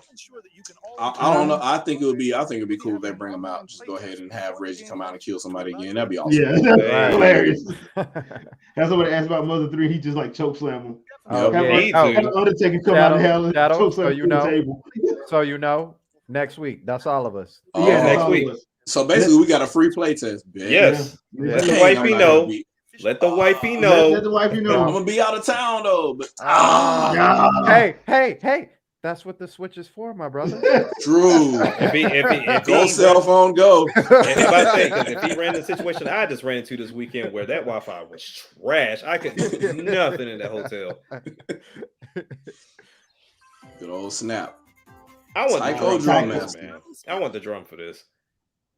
Now I might get kicked out, but are they gonna sell it separately for here? They sell them in Japan. Are they gonna sell it here? Because they always sell them in Japan. They never sell them here. This game has been in America since what, the Wii, possibly GameCube, but yeah, I mean they never sell the drum here. The only time we've gotten any type of accessories like that for a game is Donkey Kong and Jungle Beats. Yeah, like because you could sell it. It does multiplayer, so you could one person could be on the drums and one person could just have the Wii remote. Or, I'm sorry, let me not talk about the Wii remotes that are not compatible with the Switch right now. The Joy-Con to do what you need to do. You're right, Spencer. 1-2 Switch was underrated. That was a great very. So the rumor was it was supposed to be a sequel for that too in this direction. Yeah, that's what your boy was talking about. Yeah. Your boy was talking about that because he was like, I can't believe they're making a sequel to it. But I wonder if they're saving that for E3 though. Oh, but do you think it get cannibalized by Resort? Which is probably why they saved it for E3. They need to save that. Yeah, they'll probably that might be like 4 or 5 million. I mean, that game might come out next year. I hope it comes out next year. Give it a whole year. Yeah. Let Resort just take over this year. Yeah. Because I mean, when you think about 1-2 Switch, it doesn't necessarily compete with new Nintendo Switch Sports. It doesn't compete with WarioWare. It doesn't compete with board games. So it kind of is in its own lane. Yeah. In a way. But if it comes out at the same time, people are gonna be like, oh yeah, for sure. Yeah. I'm not skipping bowling. Yeah. Oh no. So I'm tripping now because I'm hyped for completely different reasons for all these games that have been announced so far. Like these are all they could be for different people, or if you're the quote unquote everyman like me that plays every genre, right? You're happy for completely different reasons. Yes. Like Cuphead has DLC. Let's go. Like turn up. But then also Wii Sports. Like yes. I'm sorry, Nintendo Switch Sports. It's gonna be hard. Yeah. It's gonna be hard. And not to mention that the Cuphead anime hits. Yep. Next month. Yes. Or is it this month? It's next month. Next month, yeah. So wallops its way onto Nintendo Switch June 30th. So I wonder if this one is going to be just as hard. But... this is the funny. This is the trolling right here. This is the pettiness. I already seen somebody put it on Twitter, and I'm like, dang, I should have said it first. Mm-hmm. But they just keep showing Samus dying instead of Samus being confused on where to shoot a wall. But see, that's the dread. Hey, if they wanted to go 100, they could have been like, and then rookie mode, all the hidden areas are just magically revealed. That's what I thought they were gonna do, was gonna highlight everything and then put little markers. No, they just give you more life back. And then the demo is gonna be updated too, from what it said. Yep. And I do like the idea of a boss rush mode. I do like that. Yeah, I'm excited for that. Spencer with the comments again. He said we still need arms too. Yes, we do. Yes, we do for sure. Maybe at E3. Twin broke the internet, like for real. She gotta come back. Imagine how they're gonna have her dressed this time around. Like, well, here's my thing. Like, Spring Man and Ribbon Girl, are they even the mascots anymore? Because the main villain of the game initially got taken over by the Doctor. Yep. And then so now you kind of have to, put somebody else in that place. But we'll see. So that's interesting. Like, so who will be the hero or heroine? Because I mean, I'm team French black girl. Go. Right. Why I love Twin Tail, Min Min is still my go-to. Yeah, Min Min is shit. That's a lot of character there. There's a lot of good design choices there. Yeah, she's a little bit faster. Yep. Yeah. For all y'all people constantly complaining about Earthbound, now y'all can shut up. Yep. No, because it's not Mother 3. Because the Mother 3 ain't coming. So Mother and Mother 2. That's all you get. Yep. Yeah. My favorite assist trophy in Smash. Starman. Since y'all want to talk about how Ness is in all the Smash Bros games, but he can't get a game. Here's the game. Again. I don't think they would ever make another Earthbound to make it modernized. I don't think so, and I feel like it's in the same as Ice Climbers. He had a chance though. There was going to be an Earthbound 64. And they had a chance. It got canceled. But hold on, if y'all play Earthbound, y'all know that that stuff they say in there, man, people be tripping. Yeah, Nintendo localization was like, we can't do that again. Yeah, like. Especially nowadays, how people get offended by everything, bro. We really not let people read. That's why I'm surprised people keep asking for it, because I'm like, have y'all really played this, or y'all just, or is this another F-Zero situation or Metroid situation where y'all saying y'all play this, but y'all really don't? Exactly. Right. Hey man, this Demon Slayer game look pretty good. I know. I'm glad I held off. because I'm getting on this. Look, they need to quit showing the Switch OLED. Y'all don't sell them. Like, what are we even talking about right now? Now the crazy thing about it, I need the Demon Slayer game to be on point, because I believe I was gonna get my son the other one on the PS4, but apparently it runs awful. Like it has like a lot of hiccup issues. So people said that Getsufuma Den at the beginning looked pretty dope too. That came out today, so I might have to look at that later. Depends on the price of it, because I still need. Yeah, that's what I'm thinking too. Yeah, I still need to pick up Ali World. Yep, that's out, man. Jesus.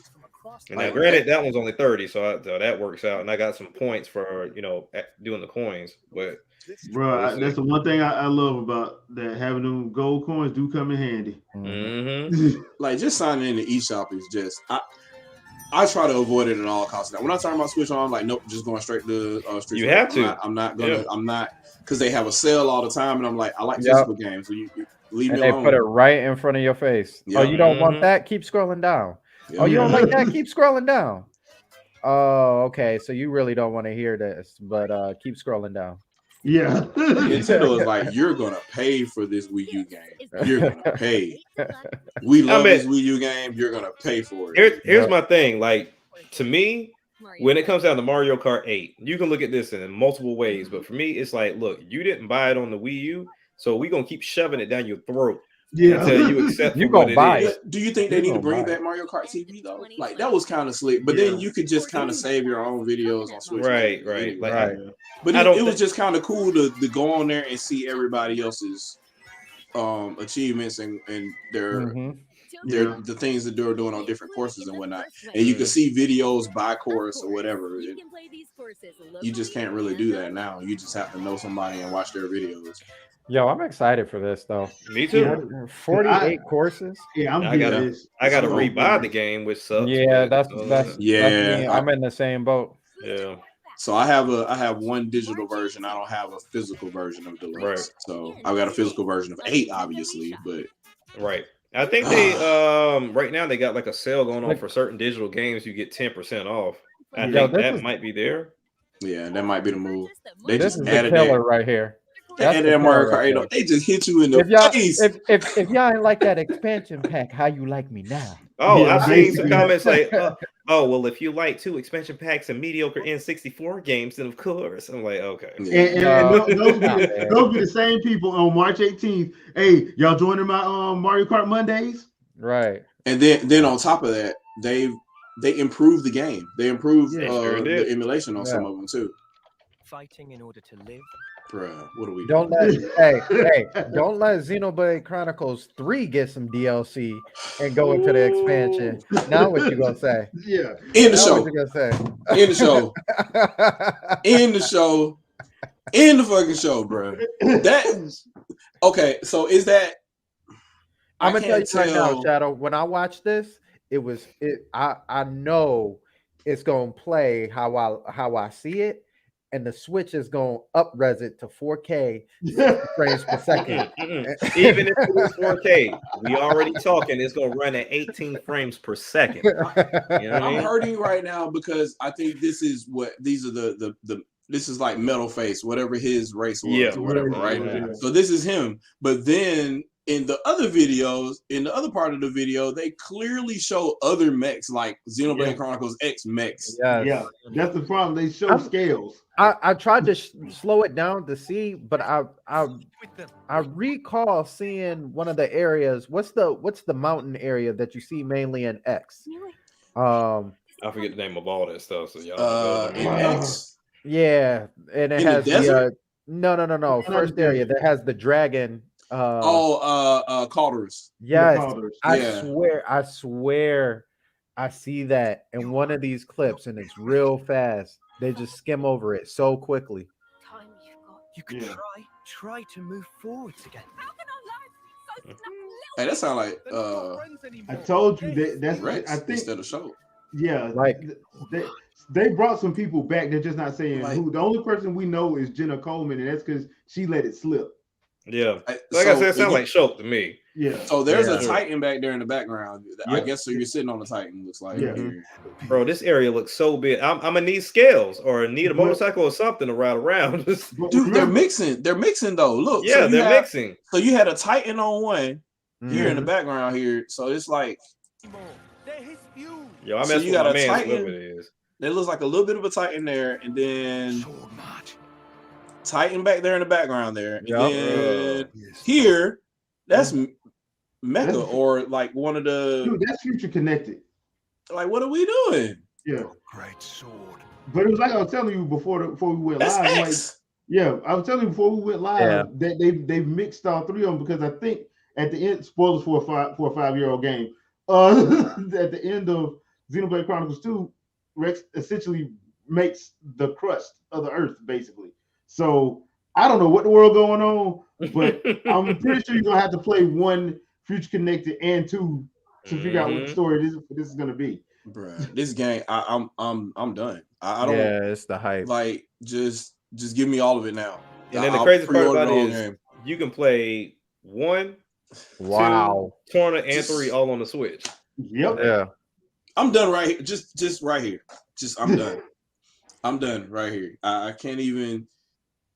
And this dude, this dude like a mega anime character right here. He do. And I like sure they don't show the face either. So I like that. I love the long he's scarf. anime by the scarf, dude. Come on. Yeah, I love the long scarf. That's the look right there. When he runs, it flies so far back. And he's never gonna trip over it. No, I say, didn't the Incredible say it's bad to have a scarf or have Not in anime though. In anime, this game, that shows you how strong you are. Of course, dude. As long as I ain't got to fight. Okay, I saw a boat. Old girl. Yeah. What good filling up these flickering clocks in our eyes? It will never replace the friends we've lost. The flame clock, it has That's just amazing. The blade clock. Ouroboros abhor this world. They must be erased without a trace. That's just amazing. They bore this world? Huh. Yep. That's a Telethia. Yep. A frozen Telethia and a giant Xenoblade? Hey, a giant yeah. Giant Monado. Why I got a feeling we got to fight Telethia again? You know, I mean, why I got a feeling. I mean, we beat the hell out of that baby one in Torna, so you know, it has to get revenge. I like the font.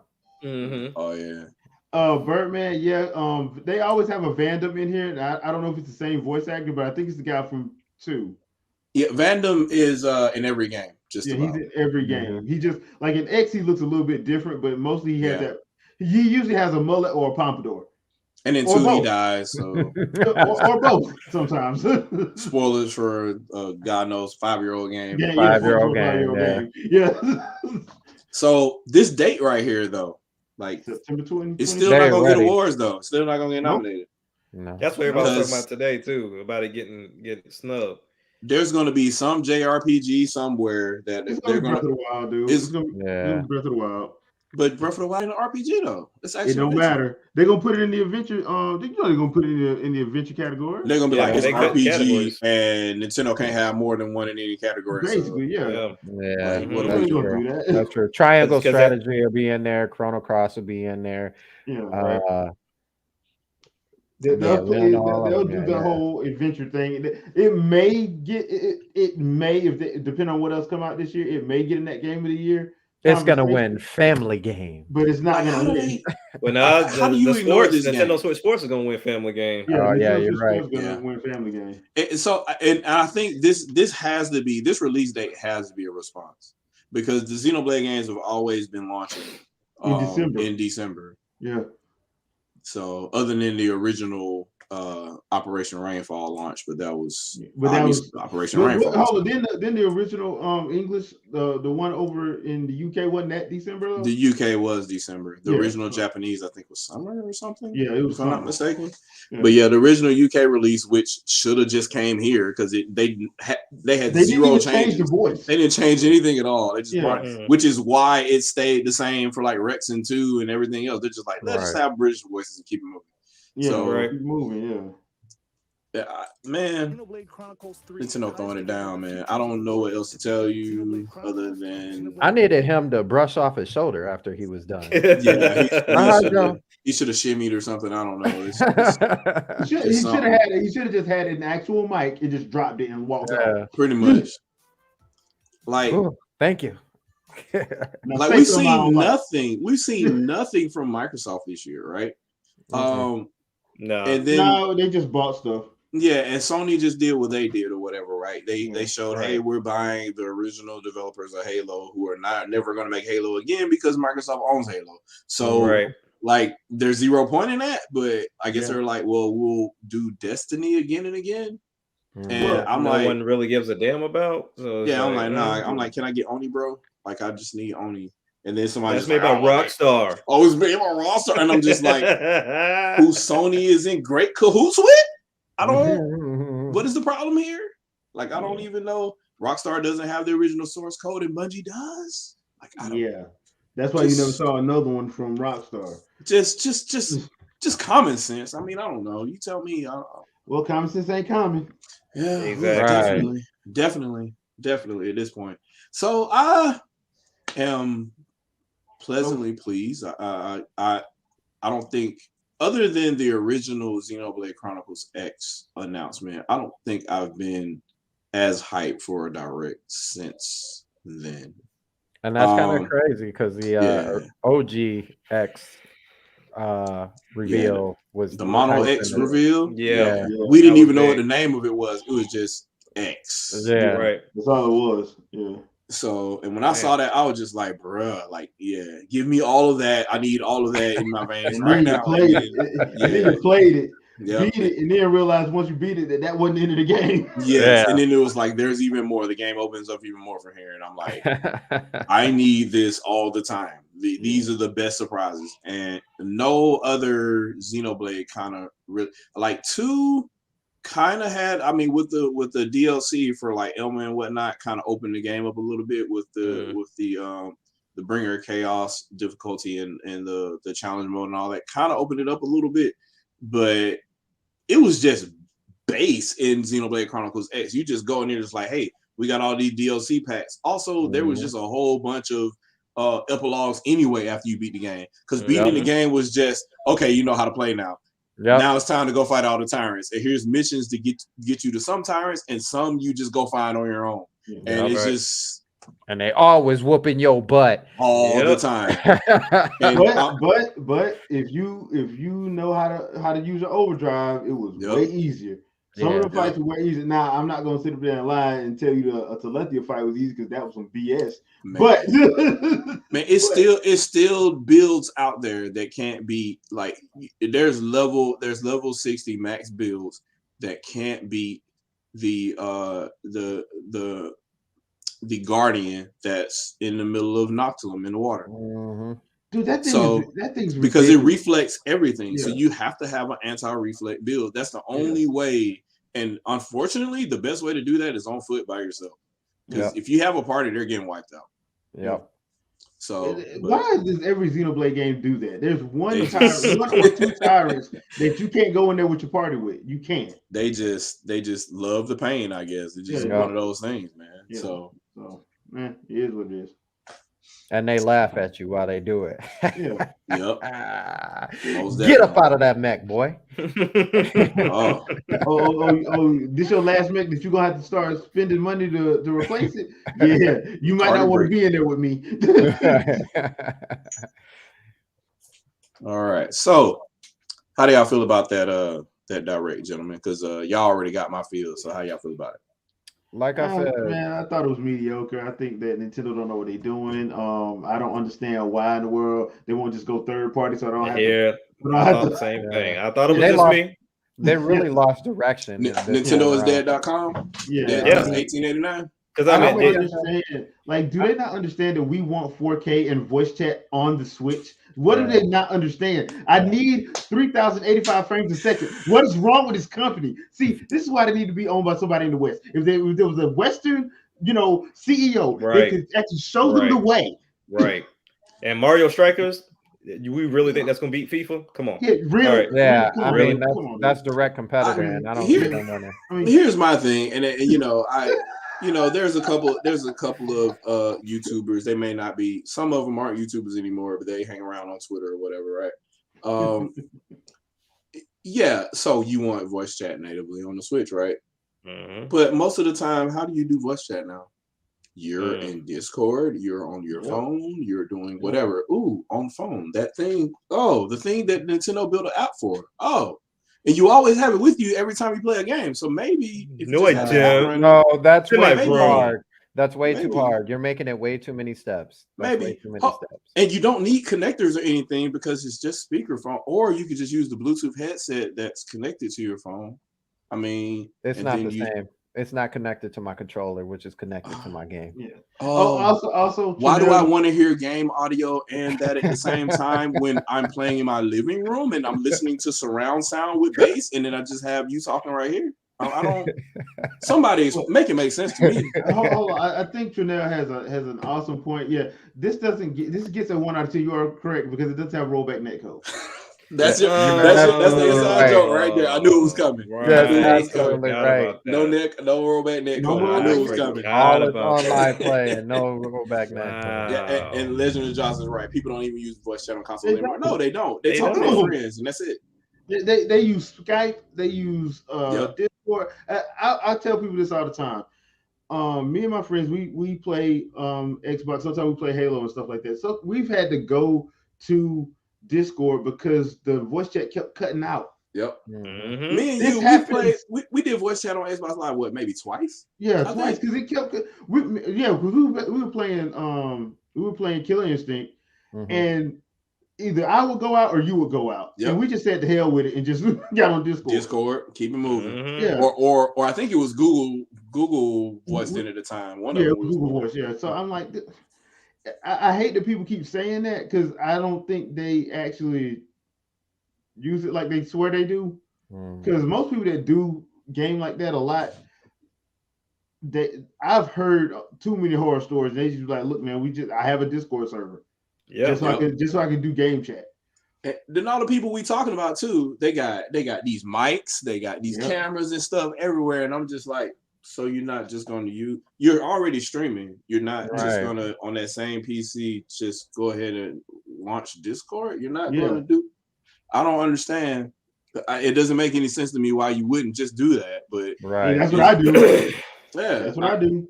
And so, from a laptop, and even if you don't do that, this app on this phone has superior call quality. It's not even a comparison to any other built-in console voice chat. It's clearly built for voice and it works. So I can confirm that because me and Shadow have did it on multiple occasions. I'm too scared to try it. So the only time it was shaky was during the beta maybe, and I did that. I think it was like 8 people in the lobby. We were playing Splatoon. Yeah. That was back with long time. That was old school gamers at large. Back when Splatoon 2 first came out. Yeah. We were playing and did voice chat. It was like 8 people deep. And I didn't have any issues. And it only dropped once. Yeah.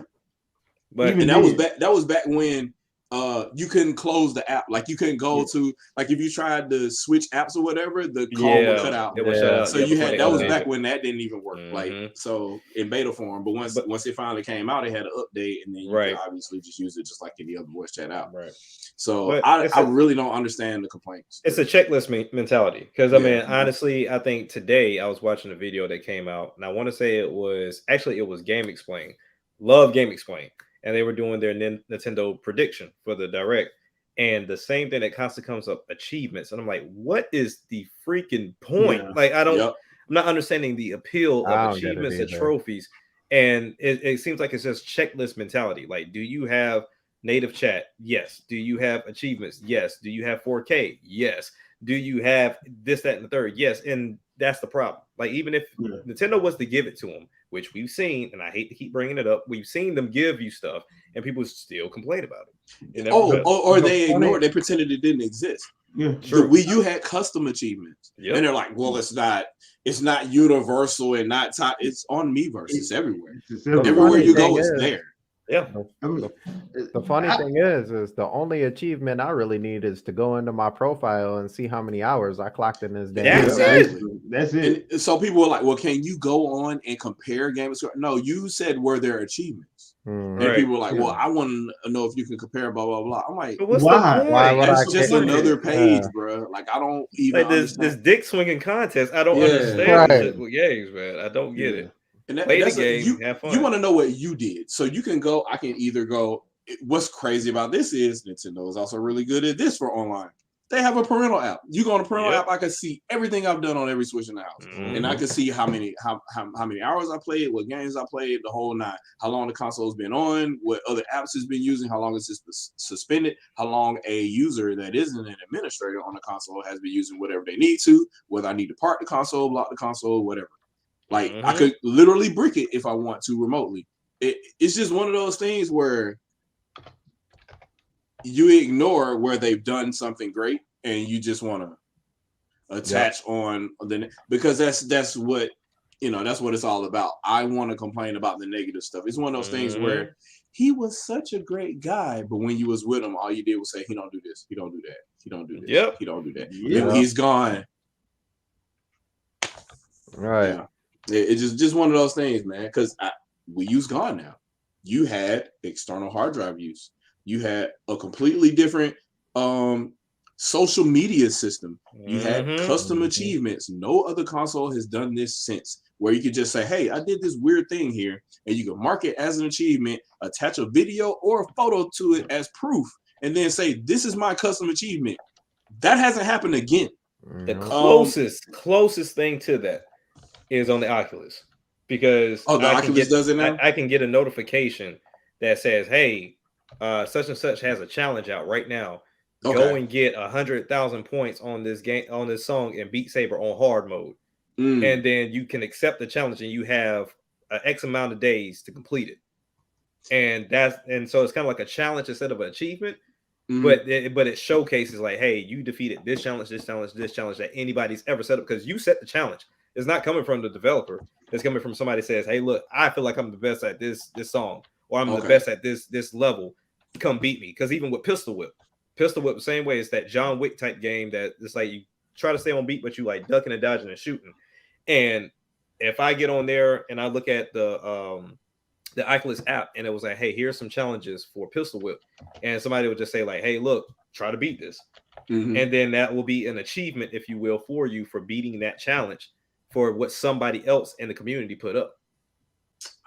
That's a real achievement. Like, you went and you beat somebody's achievement, not I turned on my game, went through this first portion of the story, and bling, I'm going to chapter 1. You got this achievement. Like, that's not an achievement. So Xbox came close where you could show a video and then send it to the group of that game, or the channel or the page of that game on Xbox One and now Series X or whatever. So you can record a video and say, hey, I did this thing kind of, or whatever. That's like the closest you can get to an actual achievement. It would be great if you can get a 0G achievement to say, hey, this thing right here. And then so you show what you do in that video, and then if somebody else does it, they also get that 0G achievement, and they can snap it and send it back to you. That would be awesome if Microsoft did that, but that, you know, they're almost there. They got the video portion, and they can send notifications to people to say, hey, in this video I did this or whatever, but it's not considered an achievement. In the Wii U, it's listed as a custom achievement. It's marked blue specifically for that. So if that was there, I think Microsoft would be on the money. And if the Oculus does that, that sounds like that's it. Because all you need to do is just say, hey, I did this. Can you beat it? And then if they try to do it, then they can claim it too. SK says, have you guys noticed Nintendo YouTubers are now programmed to pass compliments to other platforms if they're too positive about Nintendo? I'm gonna be honest with you. I don't know a lot of Nintendo YouTubers anymore. Yeah, I think so there's one that has been popping up in a lot of my recommendations a lot, and I've watched a couple of their videos. It's the guy that if you watch his normal videos, lately he's been doing a lot of fire in the background videos. But if you watch his normal videos, he has the background with the Mario is sleepy or whatever, and he's in the background like, or he's drawing on the table. I can't think of the name of the YouTuber or whatever. But his channel has been kind of, I won't say lackadaisical, but it's more like, hey, I'm excited about this, blah, blah, blah, blah. And then you'll say certain things about this game, and then you say, well, we know the Switch doesn't really do this thing, kind of, but we love this about, you know, kind of massaging it in, kind of real slick. And I get it, I understand it, but the whole goal is, if you're going to talk about it, and if you're going to talk about anything in the technical nature, do you talk about all of it? And I think that too much we have, and I hate to say it, no, I don't hate to say it, we have fake tech heads out here that want to go, and then we have real tech heads out here that are unfortunately paid to go and say, okay, this is the fact about this system, but we're going to paint it as a negative. The same fact is also true about another company, and we're going to paint it as a positive. That's a problem to me. If it's bad for all of these, if it's bad for one system, it's bad for all of them. Don't sit here and say, oh, well, the Wii U has a CPU from, 1997 or whatever, blah, blah, blah. And I'm like, okay, well, the Celeron is basically what the Pentium and every core processor going forward is. It's an extension of that P3 architecture. So if you just want to talk about architecture, we're talking about 1992. If you want to talk about any core anything going forward, so your brand new CPU that has an i9 in it is a CPU architecture from 1992. And then just talk about it for real. And then when you have those kind of conversations, and it's just like, but that's kind of where I'm going, because the performance isn't. But you just downgraded a console to say that its architecture is low, even though it was custom built to run certain code a certain way at a high end, to say that it's not there. even though it's built for a custom thing, and you're talking about a PC on the other end with an older ass architecture that's supposed to run everything under the sun, is magically okay. I make it make sense for me. And you remember how the whole trilogy, need I remind everybody how the whole trilogy went with Grand Theft Auto? Yeah. Oh, we expect it not to be running that well on the Switch. Oh, wait. It's not. It don't run well on all nowhere. Oh, that must just be because of the game. It can't. Yeah. Hey, Jobo, I invited Baron, but Baron is he's doing other things right now. So he's gonna join us whenever he can join us on either here or the Winging It podcast. So. I just want to say one thing as a wrestling fan. Keith Lee debuted on Dynamite, and I missed it because of you. What? This is your fault. Sorry, man. I had to see this. I had to see this directly. It's all your fault. I miss Keith Lee. How do I am also a wrestling connoisseur, so I'll have to go back and hopefully that's DVR. If it's not DVR, then I will loathe and self-hate just like you probably are right now. So I tell you what, 7 Killer Instinct rounds, I'll drop 7 for you. How about that? 7? I miss Keith Lee. 7 plus a ball of crown. 7 plus a ball of crown. How about that? Well, I'll see it in the morning. I'm pretty sure AEW is gonna put that on the channel. Yeah, tonight. they should. They're gonna put it on the channel tonight. Keith Lee, they're putting that on the channel tonight. Yeah. So is anybody disappointed by the direct? No, hell no. No, my check account for everybody. Disappointed. My check account about to be disappointed. Yeah, that's the only thing that's upset. Yeah. I think Player Essence will be disappointed because the Fire Emblem wasn't. No, he wasn't. He was hyped. He was hyped. Well, because it was a Xenoblade. So he liked Xenoblade and Mario Strikers. That was his. He was. I forgot about Strikers. Yeah, Strikers was going to be a go. He was hyped off of that. He thought sports was hilarious. He was hyped off of Chrono Cross. Yeah, he went absolutely ape on Xenoblade, and I'm like, yo, of course, he should. I feel for you. I feel for you, man. You get that one title you've been waiting on and waiting to see, and it just blows your mind. And that's the thing. Like that's how I felt like it was that good, considering the fact that I didn't get what I wanted, and I was still came out of here with a bad wallet. Like it's pretty bad because, like I said, I'm giving Kirby a shot in March. I'm definitely getting MLB in April, and I don't know, and they haven't said anything about it. Will MLB 22 be on Game Pass like 21 was? Oh, that's a good point. I don't know, because if it's gonna be on Game Pass, that can mean I can hold off for a little bit. Yeah, exactly. It's gonna save me. It's gonna save me money. So even with that, I mean, there's like 1 or 2 games in April. Then that's when May and June just get stupid after that. July will get you right. I thought March was Daddy gonna woes, be bad. I thought March was gonna be bad. June gonna be bad. Yeah. And then the July game was was it Kaluna? Yeah. That's the July game. Yeah. That's the July. Okay. Yeah. So I knew there was something there in July. So Splatoon is wide open. It can do what it wants. So hypothetically, it could still come out in August, and that means August, September, and if Bayonetta comes out in October, November, it's all set in stone. Look, September, I'm getting Xenoblade. If Bayonetta drop in October, I'm still getting Bayonetta. I'm getting both. Bayonetta got to be September. I got to. You got to. It's 4. This is how I see it. It's 4 weeks in a month almost. If I can manage to just hold on to $20 a week. Right. I'm already putting money aside. And then you do it, and then you still stuck with shrink wrap. Like I still have to get that game, and that's I got like 5. It's so good. I got 5 games like this. 5. It's so good. Jeez, I wish I did not like gaming, bro. Like I 5, wish I had. Hold on, 5 Switch games. I'm not counting other platforms. Just 5 Switch. That's games. what I'm saying. Like I'm worse than you in that. Like I got games that just sitting there. Like I started Kenna ain't been touched. I started MLB when it came out on Game Pass. Still ain't touched it since then. I haven't touched Metroid again. I'm on Arceus now, but Arceus with Ollie World is about to get put down. And then Kirby is coming in March, and then God forbid if I pick up Sifu. I'm over here like Mario Odyssey 2 don't come out. Gears 5. Halo. I finished that. I'm not touching that. Not touching it. And I then still gotta finish Halo Infinite. Yeah, Halo Infinite and Returnal. And Sandstorm got me on freaking Warframe. No. Oh yeah, Warframe is. Oh yeah, see, we still gotta go for that. Yeah, and I bet that's different because I haven't played it since the beginning. Since it first launched. Yeah, it doesn't really play. That's got to be a whole different game at this point. Yeah, it's And they about now you got open world in that game. You got about to drop another expansion. I gotta start being an adult. This is like I gotta like it's because at this point it's like I should only have a Switch.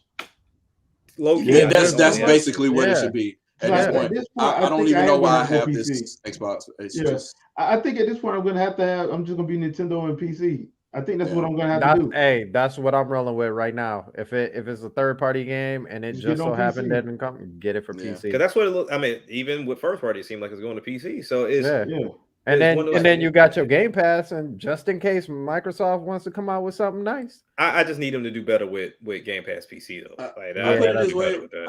I built my son's PC in maybe August of last year. Mm-hmm. It took a couple of months. It took till like October. PS5 don't really get used like that, and he only uses it to play 2K. And he don't know how to download a 2K on PC now. So that's me on 2K. 2K is and the only reason why I play on PS5. And there's drivers for the DualShock, if you will. The DualSense controller, so you can play that on PC now. So but most people turn that crap off because even when like you it makes the game harder. It makes the game harder. Like it's so retarded what they use it for. It's good if you're single player, but multiplayer, because nobody's going to be able. You're basically nerfing yourself because the person you're playing against, there's no guarantee that they're playing like that. They probably disabled all that foolishness. Like I said, to avoid having to build a PC because we still in this whole inflation nonsense, I may keep my Series X, but like I said, at PS5 literally be teetering. Like I just be on the verge of just like, hey, get up out of here. I have my case and my motherboard over here. I started building both our PCs at the same time. They're going to be clones of each other. I'm just going to have a different architecture in mind. Right. So I have the I'm doing the new Intel and he's doing AMD or whatever. And so I'm just whatever GPU is available when I can catch it on. Good luck. Yeah, and I have to catch them that day, then go to Micro Center and pick it up or whatever. I just have to catch it, and then it's still going to be overpriced. I'm going to pay no less than $1,000. I can't do it. Yeah. Well, you can if you sell that Xbox. Yeah. But PlayStation, if you thank you. I'm sorry. if you do it, and as long as you have a current chipset, so you talking about DDR5 and all that, I'm not going to replace a PC. No, so it's going to last me at least 10 years. Mm-hmm. So, like the one I have right now, this test bench is from 2008, maybe, and I upgraded the socket on it, so the CPU in it is from 2012. But other than that, like brand new GPU in it, the GPU is from maybe 2018 or what have you. Well, you good go then. You good go. Yeah. So I'm good on that note, but as far as building a new one, it's the same. It's going to be the same concept. So when I get that GPU in, I'll keep that or whatever, and then I won't upgrade the entire motherboard for another 10 years, and I'll just buy new GPUs as I need and go from there. And Windows 11 is Windows 11. Like that's the best way. Yeah.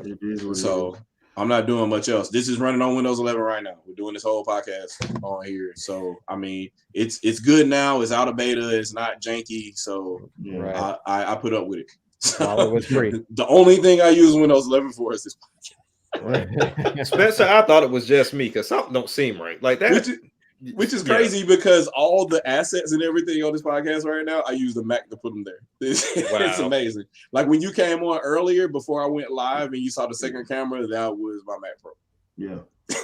The narrative does add up though. It adds up because they've been scalping. They just actually haven't gotten any sales. Everybody's still holding on to that. Yeah. Which is cool. But my thing is this, it's like, hey, now it's selling at this, it's at 17. I'm like, okay, if you can't get them out there and if the scalpers are buying it, like I get you counting those numbers, but at some point, but you can't count that profit ain't coming to you. It's not coming to you. You're not actually making profit. Yeah. So yeah. You losing really. Yeah. So, how do y'all feel about like dude, Nintendo just like sold like a whole nother generation. So how do we?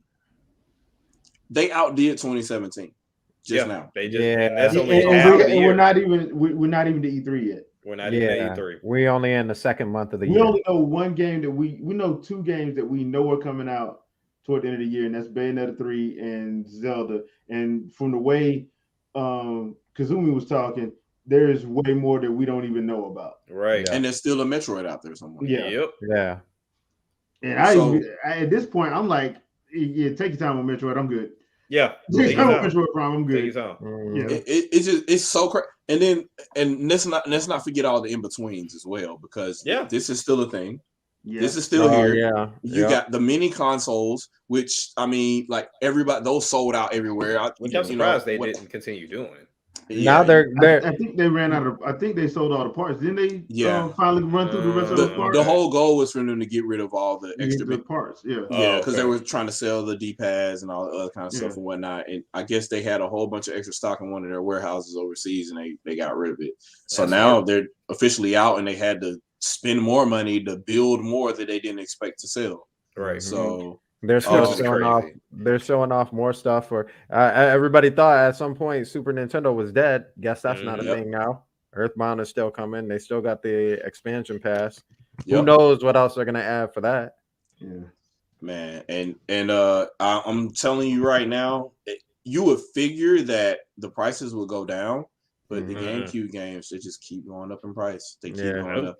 If Nintendo does the emulation thing. It's gonna have to be perfect. I don't think they're going to, but if they do, it's gonna have to be perfect. If they decide to say we're going to start adding GameCube, right? I mean, at this point, they're gonna have to, because like I don't see why. People are gonna start asking for it again. Remember, they asked for it during the Wii U. They're gonna start asking for it again. Yeah. Which is crazy because technically speaking, the Wii U could play GameCube games. You just need to unlock that firmware. It's just But it's crazy. That's just could do asking.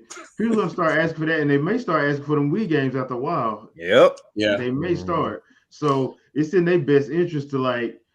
I know that one of their favorite things is, oh well, we hear you, we understand we're working on this. Dude, just do it. At this point, just do it. Yep. I need Mad World.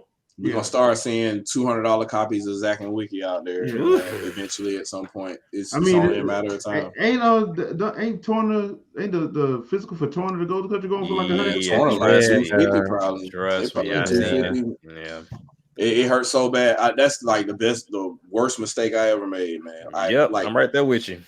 At one point, it was $20 at Best Buy, and I'm like, and I didn't touch it. The guy said I didn't finish 2 yet. God, man, that hurt so. It hurt me because I already had the DLC purchase, so I've already played it, and I'm like, well, I still want a physical copy just in case. It's great that they made a physical copy, and I'm like, I need to buy this. And I'm like, wait, I got too many games, and I don't want my wife to yell at me because I bought it, blah, blah, blah. And here we go. And now I hate it. Now it's $150, $200. Good luck. And I'm not doing that. I'm not. Disgusting. It's just gross. But nah, man, I mean, short of us reading some of the questions in the chat, you guys could leave some questions in the chat. And, you know, the only way we're going to end this is with the what games you gaming. But I'll do that after we get, I guess, some of these other comments out of the way. I haven't really seen any that we might have not covered yet. Other than I was about to say it was a Spencer Williams show today, so and the obvious people gonna be broke in 2022. I saw that. But, a couple people saying they're glad they can catch me live. I think 7 is probably the magic spot because. You know, you got people overseas and whatnot. They can't. You know, I was doing it. It was times I was doing ShadowCast like 11 o'clock at night, and people were like, "Bro, I can't." Yeah, that would be me.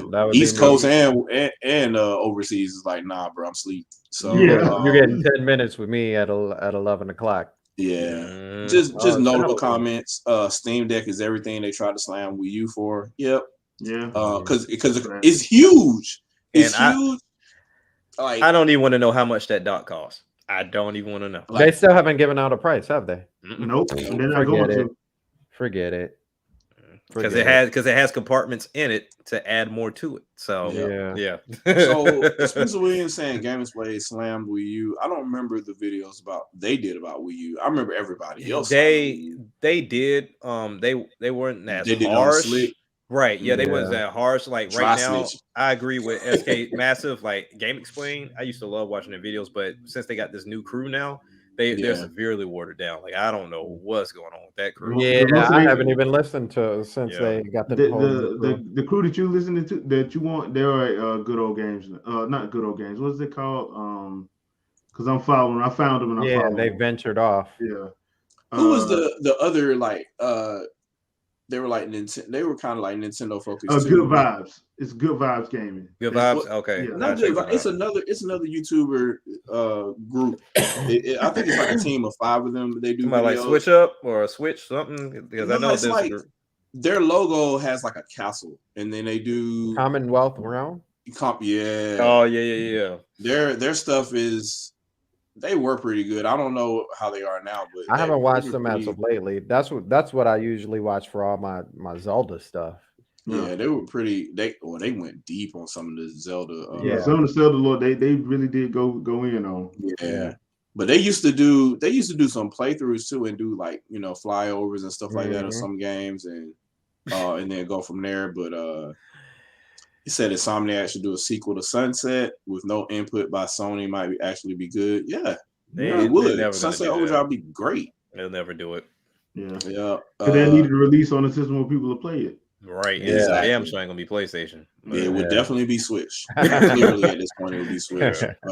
Shots out to Sonic Lost World. The whole story about Ring Fit. Resident Evil Code Veronica. Jesus Christ, I love Dreamcast. I love Dreamcast. And I never played Code Veronica on GameCube, even though I have a copy. I only played it through on Dreamcast, and I only got Code Veronica on GameCube because I knew it was going to be rare. Right. It was one of those. It was one of those situations. I was like, "That's $20. I'm buying it." And that was just one of I got to get this. But to me, I think that game is often forgotten, and I like the gameplay in that, and I like the fact that you never really felt safe. As far as like you would go through one area and then you have to backtrack, and as soon as you have to backtrack, somewhere in there you can expect to be interrupted. And that was definitely common in that game a lot. So you never really, and sometimes it will fake you out a lot too, where you think that on your way back or doing something or whatever, you'd be interrupted and you weren't. So, talking about achievements should be the most fun. Yeah, they should. They should be game based, basically, and game focused. I don't know what this whole it's got to be system wide kind of. Nah, bro. Nobody cares about that. You care about what you did in that game. So, I don't care about what you did across the whole system. Who gives a shit? Because you could suck at fighting games and be really good at FPSs. So, it's just one of those things, man. I don't know why people feel the need to, well, I'm the best gamer across this system. You're not going to be, because you're not going to be the best at every kind of game. Not at all. So that's just one of those things, man. I know, like, I suck at Smash Bros, but I have fun playing Smash Bros. And then I dare you to play me in Killer Instinct. That's just how. That's just how. That's me. That's how you're supposed to have fun, though. And then there's people the opposite way that suck at Killer Instinct, and they're like, "Come see me in that Smash, though." And I'm like, "I'm good. I'm gonna sit right here." When we play Mario, when we're gonna play 2K, that's me on it. Like, you can catch me on all the other stuff. So you find your groove kind of situation or whatever. So he said, Jack Gates said Chrono Cross is $20 on the eShop. Right. So and he right about the Nintendo Switch Sports. I think that might actually beat Animal Crossing. Oh, you think that's gonna be the quickest to get to the dub? Yeah, I think it will too. There's too many people that loved it on Wii. If they advertise it right, advertise it right. It's so easy for a person like us to buy the game, and somebody who's casual comes over and sees the game and be like, "Is that new? Is that the new?" Do you think? And I don't want to open up another conversation. Do you think that a bundle would be required though? Not really. Like to help with the advertising, I guess. Not really. No, to be honest with you, I could see any of the people I know being like, "Oh my gosh, that's the new Wii Sports. I'm about to go buy a Switch and I'm about to go buy that game. Doesn't need a bundle. The only Does why not I need would a say bundle. yes is because somebody noticed today, which I mean is pretty obvious. You can't do it with the Switch Lite. So I know the casual crowd, they'll try to go with the cheapest system option and then get the game. And with that, it's going to be the Switch Lite. And then that means you got to buy Joy-Cons. You got to find a way to prop it up. It's a whole thing. So I feel like they would try to partner it the best way as possible, commercial aside. Maybe. But I mean, does it need it? No. It really I just thought about it. Yeah, it doesn't need it. You know why? Because Switch is its own advertising agent. At the same point, is what I forgot about that too, because you can always just show somebody the game you're playing. Hey, the new Wii, the new Wii Sports is out. Like right here, and they're just like, "Whoa, it's a new Wii." Okay, and that's how I do it too. This is new Wii Sports. I'm not going to confuse that's you. the Nothing old else. It's one. the new Wii Sports. This is the new Wii Sports. Like, even though that's not what it's called. Put your hand on that stick so we can play bowling. It's over. Yep, that's it. That's a wrap. So okay. So yeah, I am pleasantly surprised about the direct today. I stood on my soapbox a lot, unfortunately. I'm just how many times was it? I think it was about 6 tonight. 6. He was close to 8. He was close. It was about 6 tonight, and was flirting. a couple of close ones when we started reading through some of the comments again. But, he was flirting with 8. Yeah, he was flirting with it. It hurt so bad knowing the way this industry is, man, and it's just sad that like we're 9 generations in, and the same shit has been spewed for at least the last 5. And nobody's caught on yet. They have. They have in a massive capacity anyway. They just don't care.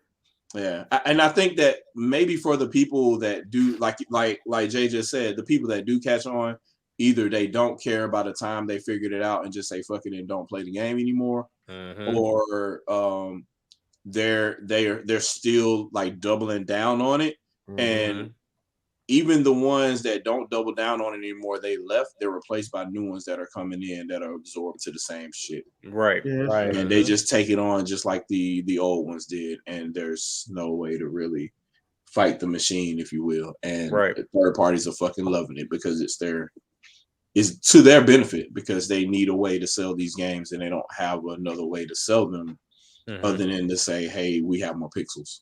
Right. So, I hate to say it, but that's kind of where we are right now. But it is what it is. I guess we'll go ahead and end it now. If you guys want to go ahead and give your shout outs, you can. I guess whoever talks first, you can go ahead and give an intro to your channel and give a shout out real quick. And a shout out to Blandrew for at least how he was making an attempt. Yeah, he's gonna try to be on here. Hopefully, we see him Sunday on the Winging It podcast. Catch us there, and then we'll talk more about the direct and other Nintendo things then. But all right. Well, Winging It podcast Sunday 7 p.m. That's where you can find him. Yes. Right. Yes. And me, because we'll all be there. Yeah. We'll all be there. Channel's dead until further notice. So I mean, like I said, when I get moved in, I'll start channel back up. Until then, Winging It podcast. Yep. Most definitely. Sandstorm, what you got? So I was planning on probably gonna do that other what is PlayStation? See, they're so whack. I can't even remember what their things are called. State of Play.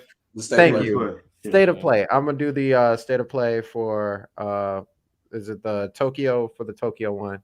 Probably tomorrow I'll do a live reaction. The Ghostwire. Ghostwire, thank you. Yeah, they need to explain that game. That game is strange. Yeah. All I know is I saw ninja signs and I was like, okay, well, you caught me there, so you got to show me a little bit more. But yeah, go ahead and check out the channel, Sandstorm McDowell. Actually, ironically, I was just telling Mrs. Godfather this is actually the first ShadowCast I've been on. Oh, really? Yeah. Welcome to the ShadowCast. I didn't even know that. Yeah. You stepped in the game. Look at you. So check me out, Sandstorm McDowell. Also on Twitter, Sandstorm McD. We always talk about some crazy stuff. I always throw up something real controversial. So Okay. All right. Well, I mean, that's going to be it for me. This is actually short of normal ShadowCast time. I'm clocking 2 hours and 22 minutes. Yeah. Normally, it's like 4 or 5 hours. 3, 4, 5, 6 crazy. hours. We won't beat that epic Buttercast though that we had with your boy on there, because that was like 6 hours. I think it started at like 11 o'clock. I don't think it stopped till like 5 o'clock in the morning. It was super long.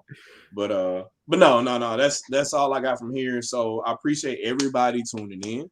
I appreciate you guys showing up. And then next week we'll do another ShadowCast. It'll be the last one for maybe a couple of weeks. I might take a little bit of a break there. But catch me there and catch me at the Winging It podcast, because I'll be there on Sundays. And that's about it. Who don't step in the game, and do you play games to have fun or to impress other people? We out. Peace. Peace.